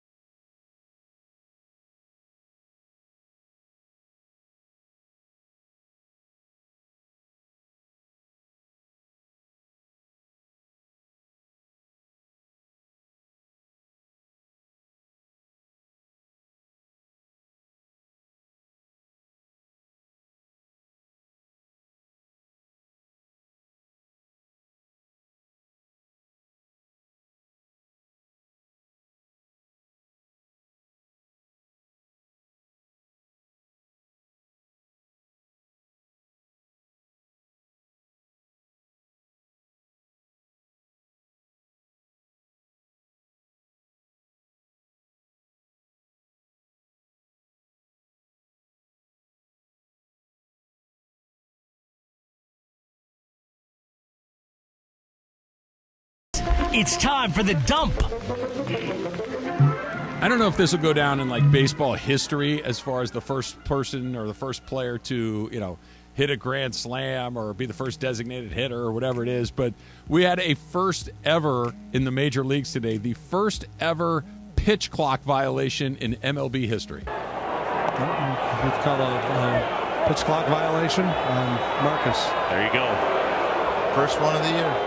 So Marcus Stroman is the answer to the bar trivia that you can drop on somebody, is the owner of the first ever pitch clock violation in Major League Baseball history. So congratulations, Marcus Stroman. You did it. You get to have that. I would have done it on purpose. 2 standing O's today. who I don't know who played first, maybe the Yankees. So the Yankee pitcher would have been on the mound first. Yeah. First pitch I would have done it just so I'm the answer to the question. Just let it expire just because nobody can be the next first. Yeah. You are the first. I'd have done 30 seconds. Say, I'm on my own timer. And the Yankees were the first win of the MLB season. They beat the Giants 5-0. Good. Giants, take it. I don't like it. Oh, they beat the Giants 5-0? I have a hard time rooting for the Yankees, but whatever. No, it's okay. Yeah. You take that over any NL West I team. don't want the Yankees to win either. The Yankees. Like tonight, you're the biggest Rockies fan. No, I know that until that happens again, I'm okay. I'm okay. Plus, they got fish tacos at Petco Field, so I really like that. That's a good spot. Happy birthday to our fearless leader, Amanda Come Brown. on. I didn't know it was her birthday today. Neither did I until I saw it on the rundown here. Happy birthday to Boston. I feel so bad. She's been I've talked to her a few different times today because she's trying to get me set up for the Rockets game on Sunday. Not knowing her birthday and like passing by her and having conversations 9 times. Well, now you guys know how it feels like because you guys also don't broadcast your birthdays. No, so. I'm not mad at her, but now that I know, I'm not mad at her. Boss, I feel bad that I didn't say happy birthday. But she clearly was not. She didn't pull a Morales. Oh, no. Right, where like everybody it would hard to live in Southern California and not know it was Chris's birthday. Amanda keeps it kind of. Chris, like, she's excited to get into the islands because it looks really great, and she was waiting. Chris wrapped like a banner around LA Live, like a countdown clock. Jessica Mendoza says that she does not think that the L.A. Angels, that sounds weird still, L.A. Angels, they will make the playoffs. Will he reach the playoffs? So many questions around Ohtani. We saw him at the WBC. I hate to say this, fans, but no. I mean, the Angels, as much as they have the talent, we've talked about it, right, with with Mike Trout. But this lineup, even with those two dudes, lacks offense. In fact, they were bottom 5 in offense in all of Major League Baseball with Shohei Ohtani and Mike Trout. I don't think the Angels are going to make it. I agree with her, but for a different reason. I think they're not going to make it because they don't have enough pitching. That's been their Achilles heel. They haven't made it because Anthony Rendon has been unavailable. Yeah. But they do have a lineup this year that feels Major League. I think they're going to stay in it right up until the end. Whether they get in or not is going to determine on a little bit of luck and whether they can get some pitching. But I don't think that we're going to have the typical, oh, hey, look, it's the 4th of July. We're done talking about Shohei Ohtani. I don't think that's happening. I hope this not. year. I mean, yesterday we were talking a little bit about it, and I know for me, I said, I have a very difficult time thinking something's going to change with an organization that's been doing pretty much the same thing all the time. We all want to see some meaningful baseball for two of arguably the best players in all of baseball. Let's get together in September and see where they're at. Fast forward exactly 365 days. Okay. It's March 30th, 2024. I think it's I know where you're opening going with day. this. Yeah. Where's Shohei Ohtani playing? I think if I had to pick one team, I think I would pick the Dodgers. I would too. Why do we both think that? Just because we talk about the Dodgers a lot? No, I think there's a good chance he wants to, stay out on the West Coast. I think he's been very, very clear that he wants to win. I think that the Dodgers can accommodate those two things without even, without any, you don't have to hesitate. It's not a stretch. I think the Dodgers also have the most if they need to go make a deal come trade deadline. So I think they're just best positioned. Now, we could be completely wrong. Maybe he ends up in Seattle. Maybe he says, I don't care, I'll go to New York. San Francisco's a sneaky one, San Francisco's another sneaky one. He could say, you know what, this 6-hour flight difference, I don't care anymore, guys. I'm going to New York. I'm going to go play for the Mets. That could all happen as well. But I think if you said pick one team, I think there's also been just enough of like rumblings from articles and stories where I feel like Dodgers is the one that's mentioned most. Is there the answer for me is yes. Is there any trepidation on giving him what he's going to get, which is probably north of $500 million for somebody that's doing something that we literally have never seen before? Sure. And who, while the last 2 years he's been very, very healthy, there is a little bit of an injury history here. He's still on the right side of 30 years old, but you're talking about breaking the bank. Even if you're the Mets, the Padres, the Dodgers, the Yankees, Giants, breaking the bank for a guy that is filling two needs. Sure. And if he breaks, you're not only like we talk about how good it is to have two guys in one. What if you lose two guys in one? But also, what if he gets injured in a way that he could still hit? So you still have this amazing top of the league hitter. True. We had a caller say something like that. Hey, you're not losing just one guy if he's out. You're losing two guys if he's out. Potentially. But everything that you just said, no, I don't think there's a way. I don't It's think worth there's the a risk. price too high. It's I worth mean, the I risk. I know what you mean. I think they will look at it and say, dollars and cents, this thing will work itself out. I think we're going to see another one. Yes. You do? Yeah, I do, and I'll tell you why. This is the only reason why. Because it looks like it's accepted. It looks like it's not the best comp, but I'll work with me here a little bit. Steph Curry was kind of the first to do it, right? No one's saying you have to be Steph Curry, but it's much more acceptable to jack up 28, 29, 30-foot jumpers in today's NBA. And the closest comp I have to it is Trae Young. Trae Young, one time they played the Golden State Warriors recently and talked about, look, that's the guy I looked up to. So I think talent is one thing. So you got to obviously have the talent. You have to have the ability to do it. But I think the fact that a sport if they start accepting it, then you're going to have more players doing it, and then you're bound to hit one or two that come around. I think you're going to have guys that do it occasionally. I think you're going to have a guy. You know who was kind of a candidate to do this was Cronenworth. Cronenworth pitched in college too. He has the ability. He could probably get. Used to use him as one of my jokes, and now you brought that up. He could probably get there. Michael Lorenzen, who I think is still on the Angels, went to Cal State Fullerton. He was a two-way guy for the Reds. That Micah Owings pitched for the D-backs a few years ago. He could hit bombs. They would use him as a pinch hitter periodically. I think you're going to see more of that, but I don't think you're going to see Ohtani where he's your number one guy in your rotation and he bats third in your batting order. I don't think you're going to see it's just too hard. And it doesn't have to be that. I think it's the concept of, is there somebody in Major League Baseball who's also doing this? Maybe his numbers are he bats .230 and his ERA is 4.5. But I'm saying that I think we'll see more players that are at least trying it or getting opportunities to do it. Will you get a guy that gets 500 at-bats and 200 innings? Even regardless, I don't think so. You might have a guy that pitches 60 innings and gets 300 at-bats. Sure. But I don't. But does that is it?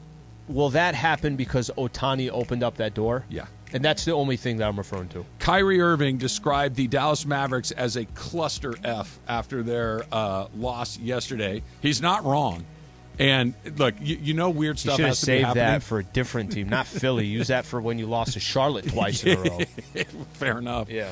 But he's not wrong. And what's weird is Kyrie Irving that he showed up and the team went into the toilet, but it's not really his fault.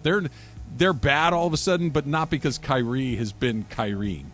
Well, and I think this is just not unfortunately. I mean, he obviously he's kind of done this to himself, but no matter what happened in Dallas, if they didn't play well, and even if Kyrie didn't have everything to do with it, the finger's going to be pointed at, well, Kyrie came and they suck now.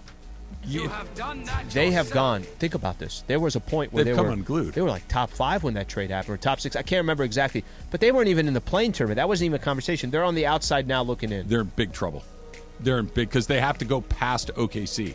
They lose the tiebreaker to OKC. They have to jump up ahead of them by a full game. They can't tie them and get in. They have to beat them to get in. One last one here. Bill Belichick. There are little rumblings, at least, about him being on the hot seat. He did something that was the most non-Bill Belichickian thing I've heard, which was he basically, somebody asked him the question, like, should Patriot fans be optimistic and why? And how about the last 25 years? Like, his whole thing is we never talk about what we've done, and he dropped it, leads me to believe he's feeling a little heat. That's interesting. Yeah, that's kind of a surprise. And he kind of walked it back the next day, too, yeah, which saw is that. I can't say that. Not like him. Bill Belichick. Belichickian. Thank you, Emily. But would you ever see the New England Patriots saying, hey, if you don't improve this year, you're out of here, buddy? Well, it's not this year. They've been kind of lousy for 3 years now. But I'm saying even with the lousy for 3 years, do you see them? It could be I one feel of like those, it's going to be him saying, guys, I'm done, not but Robert they may Kraft coming twist to him. his arm in the back room and convince him that he's done. You can either be done or we can make you done. Your choice. He'll probably say, make me done then. He might. I'd kind of like to see that. That would be fun. Let's do a little Supercross talk. ESPN AM 710 Los Angeles. KRDC AM 1110 Pasadena, Los Angeles. K256CX 99.1 FM Pasadena, Los Angeles. It's the greatest segment in LA sports radio history. Oh my God. When the shows come together for magic on the radio. It will only grow stronger. Super Crosstalk. Are we ready for Mason and Ireland to join Travis and Slee? Super Crosstalk begins. Super Crosstalk presented by In-N-Out Burger. In-N-Out. That's what a hamburger is all about. It's time for Super Crosstalk. AK just missed the jumper. Did you? AK just missed the jumper. He just hit. He's got his napkin right here. He's enjoying some islands. He hit. Let's just say he didn't hit the backboard very well. Just right off the backboard. Fall through? The islands, let's just say, is better than my shot. The islands came through much better than my jump shot. Let me tell you something weird, okay? So every day I eat a Starbucks sandwich, right? And I eat it in the conference room, and there's a garbage can there. So, and Bergman knows this. Bergman's off today. He's sick. But he knows this. When I throw it, if it lands in the garbage can, it's going to be a good show. Okay. And if I miss it, the show's going to suck. So here's the What's thing. your percentage? I shoot about 50. Well, you guys listen to the show, so you know I bat about 500. So today I made it. So this is going to be a great show. This is good news. It's Well, you exciting. made it. And did you go through that Islands line? Yet? I'm They waiting. brought the whole restaurant. I Yeah, love this. I love this. I love the big wave. I love the cheddar fries with the ranch dressing. It's honestly, it's overwhelming. Like the spread There's a lot. is so complete. It's like a franchise. Yeah. It's like an They Islands brought the franchise in our restaurant kitchen. Even got orchids and pineapples. I on know. display. They went all out. It's They knocked intimidating. over one of the walls. They're using one of the offices as an oven. Yeah. They're going all in. By So the way, I- you dressed filling up up very in nice there. here for Islands. Thank you. I little- try to dress up now every Kinda got single like a Top Gun vibe day. going today. Yeah, that's what I'm going for. Yeah. The whole Top Sunglasses Gun on? thing. Put the Sunglasses. sunglasses on. But, part of it is I can't see anymore, right? So you wear glasses. I do. I have glasses that I wear for distance. I have glasses I use for reading. I've got multiple pairs of glasses. And I'm like, years ago I got LASIK surgery, Me too. right? Did you? I did about 25 years ago. So I'm like, why not just do that again? Can you do it twice? Well, I've done it twice. Oh, okay. So why not do it a third time? And I've done some research on this, and I want to go to Dougherty Laser Vision. Okay. That's where I want to go. That's where you want to go? That's where I want to go, and because I want to see again. I want to see. So if you're in the sales Is department, that the LeBron of eyes? that's the LeBron of eyes. If you are in the sales department How is that right not now a listening, partnership just waiting to happen? Justin Schafflander and Tiffany and Sam Throw and Kate's Kate in there, and too, all all you of them. guys. They do your LASIK on air. I don't know that I trust them to bring a laser into the studio. Even someone It's as come a long way since the profound last as- time you had it. It's They mobile do it on now. the iPhone now. It's mobile now. It's the same thing like when you get a car wash and they come to you. Mobile LASIK. Yes. Yeah, no. Mobile LASIK, I don't think I trust. I think I want to be in a very controlled Do it environment. on Comrex started then. the There's mobile no LASIK reason. business. There's no reason I you heard this can't guy do has this. done hundreds of thousands of these. So I totally trust him. I am a devotee, right? I Yeah. got it done about 25 years ago, and I got about 23 years of A-plus vision. Wow. So can we get a twofer? Let me know. If it's fine, I mean, I'd get- I am in. Oh yeah, because I It's would one love, eye, one eye each. I would love, one of each. No, I would love to get it done so I can see everything again without having all these different It's pairs of nice. glasses. Can you picture the super crosstalk with Travis Oh, and Mason look at both getting laser their surgery? surgeries Oh, done? that's fantastic. Live. This Yeah. is amazing. And I'm always looking for a hookup for laser eye. The time I got it done the first time was It was new, right? well, it was relatively new, but Rome got a gift certificate in the ESPY's presenter bag Right. for laser eye surgery. For laser eye surgery? and he gave it to me, Oh, that's nice. and it was awesome. And it was so I did some research your and I eyes found peeled. out that the best one is Dougherty All right. Laser Vision. So Two Dr. Dougherty, let's go. Let's go for sure. Slee's gearing up for his trip, guys. Yeah, He's I know. all He's set to go. all geared up. Get a San little Diego ready. State gear. I Yeah. did tell him that he needs to be at least somewhat on call because my daughter is a sophomore at San Diego State. Yes. and she's going. Yeah. So Oh, she, nice. So she rallied up some of her friends and her got. Now, are they driving? They flying? They're flying. They won the student lottery for tickets. Oh, wow. How great is they're that? Like, yeah, let's. Do they knock have it a out. hotel, an Airbnb? What are they doing? So you're asking the right questions. Yep. That was the first question. So Susan sends me a text. This is what's going on. I said, yeah, it's fine. I said, do they have a place to stay? She's like, I have it taken care of. I thought, where are they staying? And I got I have it taken care of. So Why is that? What are we missing here? It's probably something that will make me a little uncomfortable if I hear about it. So she's going to slow play it until I really kind of. So you don't even know? Not yet. Not yet. I will find out here in about an hour and a half. So When I is see it like her. a Motel 6? That's- Super 8? That's my fear. Super. By the way, I'm a big Motel 6 guy. When I used to work out, I'd like her to be able to call somebody if something goes bad. when I used to work out in the desert, and I had the movie theaters out there. I had to go out there all the time to host Q&As and do movie theater stuff. Always stayed at Motel 6. Always. And there are like 6 Motel 6s out there. And so I do I tell? Yeah, I'll tell the story. So I ended up I was dating this guy. He turned out to be a total and complete stalker. So I would check in at the Motel 6, and I would say, under no circumstances, I'd say at the front desk, do you say that I am there? And he apparently would go Motel 6 to Motel 6 to Motel 6 looking for me. Finally, he faded away. Wow. I hope I didn't just open a can of worms. I was going to say he's listening right now. Here's the weird thing. I have a block. I don't remember his name. Like, I have no idea what his name. It disappeared from my head. So anyway, stalker, thank you. For all the memories. And I think what you're trying to say is that you really enjoyed. You hear somebody thank you really enjoyed Motel 6. Yeah, I love Motel. That's what I was going to say. Yeah, that's what he was Motel 6, great place to stay. I just want her to be able to call somebody in the event that something happens that I can feel good 911. about. So that's what she calls. Yes, for sure. But like, if she gets stuck somewhere, right? Slee, you're on. You're standby. missing the obvious solution. This, She and her friends stay with Uncle Al. Oh, Uncle Al! Uncle Al is going to be in Houston. He's going to be staying with Uncle Jonathan, Uncle Al, Uncle Rob, and Uncle. But, I mean, who do you Trey. know that is more trustworthy than Uncle Al? No, trustworthy, yes, but I just feel like you'd talk her ear off about Eldon Campbell or something, and right. then she'd leave. Now these guys, not this weekend. These guys that you're going with, weekend.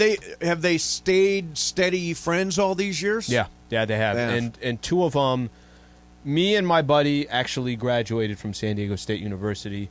The other two are from San Diego, partied the entire time we were at San Diego State University, but did never attend San Diego State University. Never got one unit or one credit at San Diego State. Right. So, but they're San Diegans. Fans, yeah. San Diegans. They're like the guy living in the closet in Real Genius.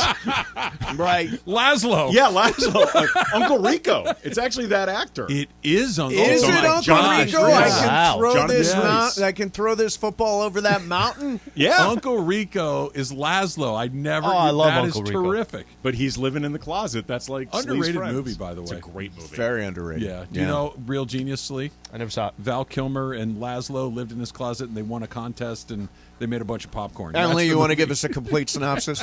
How much you want to I've make never a bet seen I can it. throw No! football over the mountains? There you go. She's good at her era. Yeah. Right? Like, and you go back a little ways, but like the Real Genius has to be like early 80s? But I think mid-80s. Mid-80s? And I don't think that stops you, does it? You watch. Okay. There's If it's a good movie, I'll probably watch it. If it's like B tier, C tier, I'm probably not watching it beyond my era.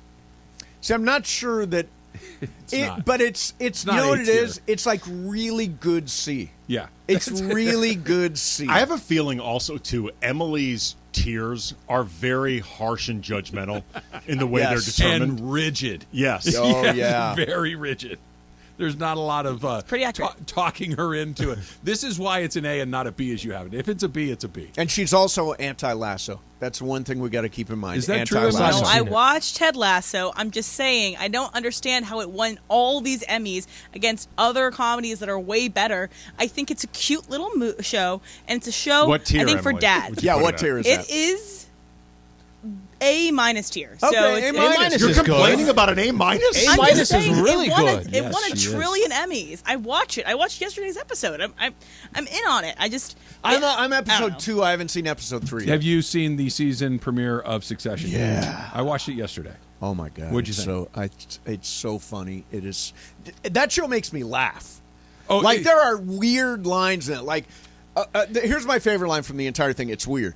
So cousin Greg has just gotten friendly with this girl in the bedroom, and he goes to Tom, and he's describing it, and he says, "She's like chunky peanut butter," and I have no idea what that means, and yet I know exactly what it means. That show's funny for the same reason The Sopranos was funny. It's not trying to be funny. Yeah, you're right. It's they are incredibly clever and funny, but there aren't jokes. Correct. There's awkwardness. There's phrasing. Oh, there's Roman stuff. It's Roman's just so funny. cringeworthy and funny and good. I liked the opening episode. Yep. The negotiation scene was twice as long as it needed to be. We could tighten that up a little bit. But other than that, I thought it was really good. It's good. You know, I'm mad that it's going away. I'm mad that it's ending. But if they walk off on a high note, Yeah. Right? If they walk off that little 3, 4, 5 like season with a great show, big group hug. Not a chance. That's my prediction for the Everybody final learns a lesson in the group end. hug. That's how Ted Lasso's ending. Here's my prediction. No, they do a group hug in every episode. Oh my god! Again, why I get to be like, this is the show. Just it's supposed to make you feel good. A minus. A minus. The old man croaks. Oh, I like that. Right? Show's called Succession. And no one cares. That's the finale.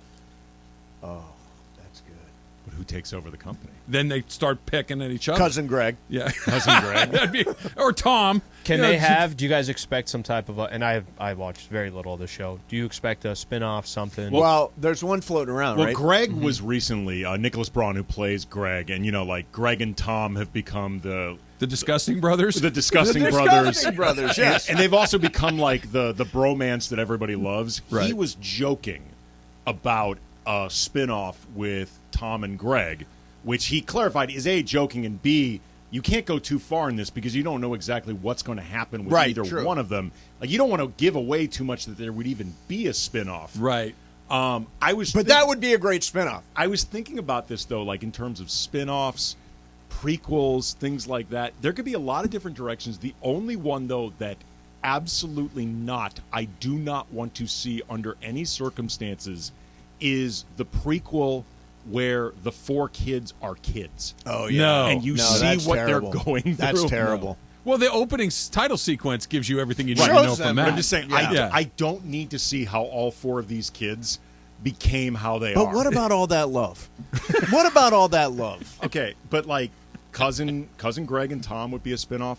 Connor Roy's presidency. Oh, President yes. Roy. I would love to watch Connor Roy's presidency. That's a great example. Yeah, let's of not the give comedy. away too much here, but the comedy of his scenes in the opening episode are so good. because they're so earnest. They're played entirely earnestly. That's why it's as funny as it is. Well, I've talked Should to I catch up on that or NBA TV? Which one? I know what you're going to do anyway. Yeah. No, I've talked to Alan Ruck on my podcast, who plays Connor, and he says that Connor is definitely on the spectrum, and he plays him that way. Yeah, Which you can see. It's right there. That's a very, very good description. Are you an opening day guy? Are you excited that it's here? Okay, is it of all the opening days, is baseball the best opening day? I The think so. best. I think so. Too. Opening day is Yeah. the best. Yeah, because I mean, baseball's opening day also feels like it's cultural. Yes. As opposed to it's just exciting to have the sport back. Like, there's something different about baseball opening day. And there's such regalia and The bunting's circumstance, the bunting. They bring all out that the stuff. bunting 2 times. They Yes. bring it out today Yep. and for the playoffs. Yep. That's it. The bunting's gone. If you go to the Dodger game tomorrow, no bunting for you. Yes. Only bunting today. And I'm interested to see how it play. Like, I can't wait for it. I want to see how the changes play. Have you watched a lot of that's spring training interesting. baseball? Some, not a lot. So me too, until the Freeway Series. So Right, I watched the Freeway I Series, watched. yeah. Mace, those games fly. Yeah, they They're do. so fast, like almost like. Guys, can we catch our breath here a little bit? Yeah. Not 2:30 seems for that 2:08 one they had on Sunday was like this is Was just that the 208 's Kershaw? amazing. Was that the Too Kershaw fast. game? Yes. Kershaw game, yeah. Way too fast. The last couple were like 2:30. That's about perfect. 2:30 is good. 2:30. That's an NBA game. I was just going to say. It's an NBA game. Shorter than an NFL game. Yeah. Yeah. NFL games are like 3 hours. They on the do go a nose, long time. but they almost never go beyond like 3:05. NBA is really fast until the last minute, and then it's really And the slow. NFL is still like half an hour shorter than college. College football, Yeah, college football they got a is problem. sluggish. They need a pitch clock in college I remember football. watching New Year's Eve at the SC's game. It started at like 8 o'clock. The game ends, all of a sudden, it's Happy New Year. It was yeah, amazing. No, we're not doing that. We're not doing that. Super Crosstalk is powered by In-N-Out Burger. That's what a hamburger is all about. Mason and Ireland coming up next. I'm eating some islands, and we'll see you tomorrow.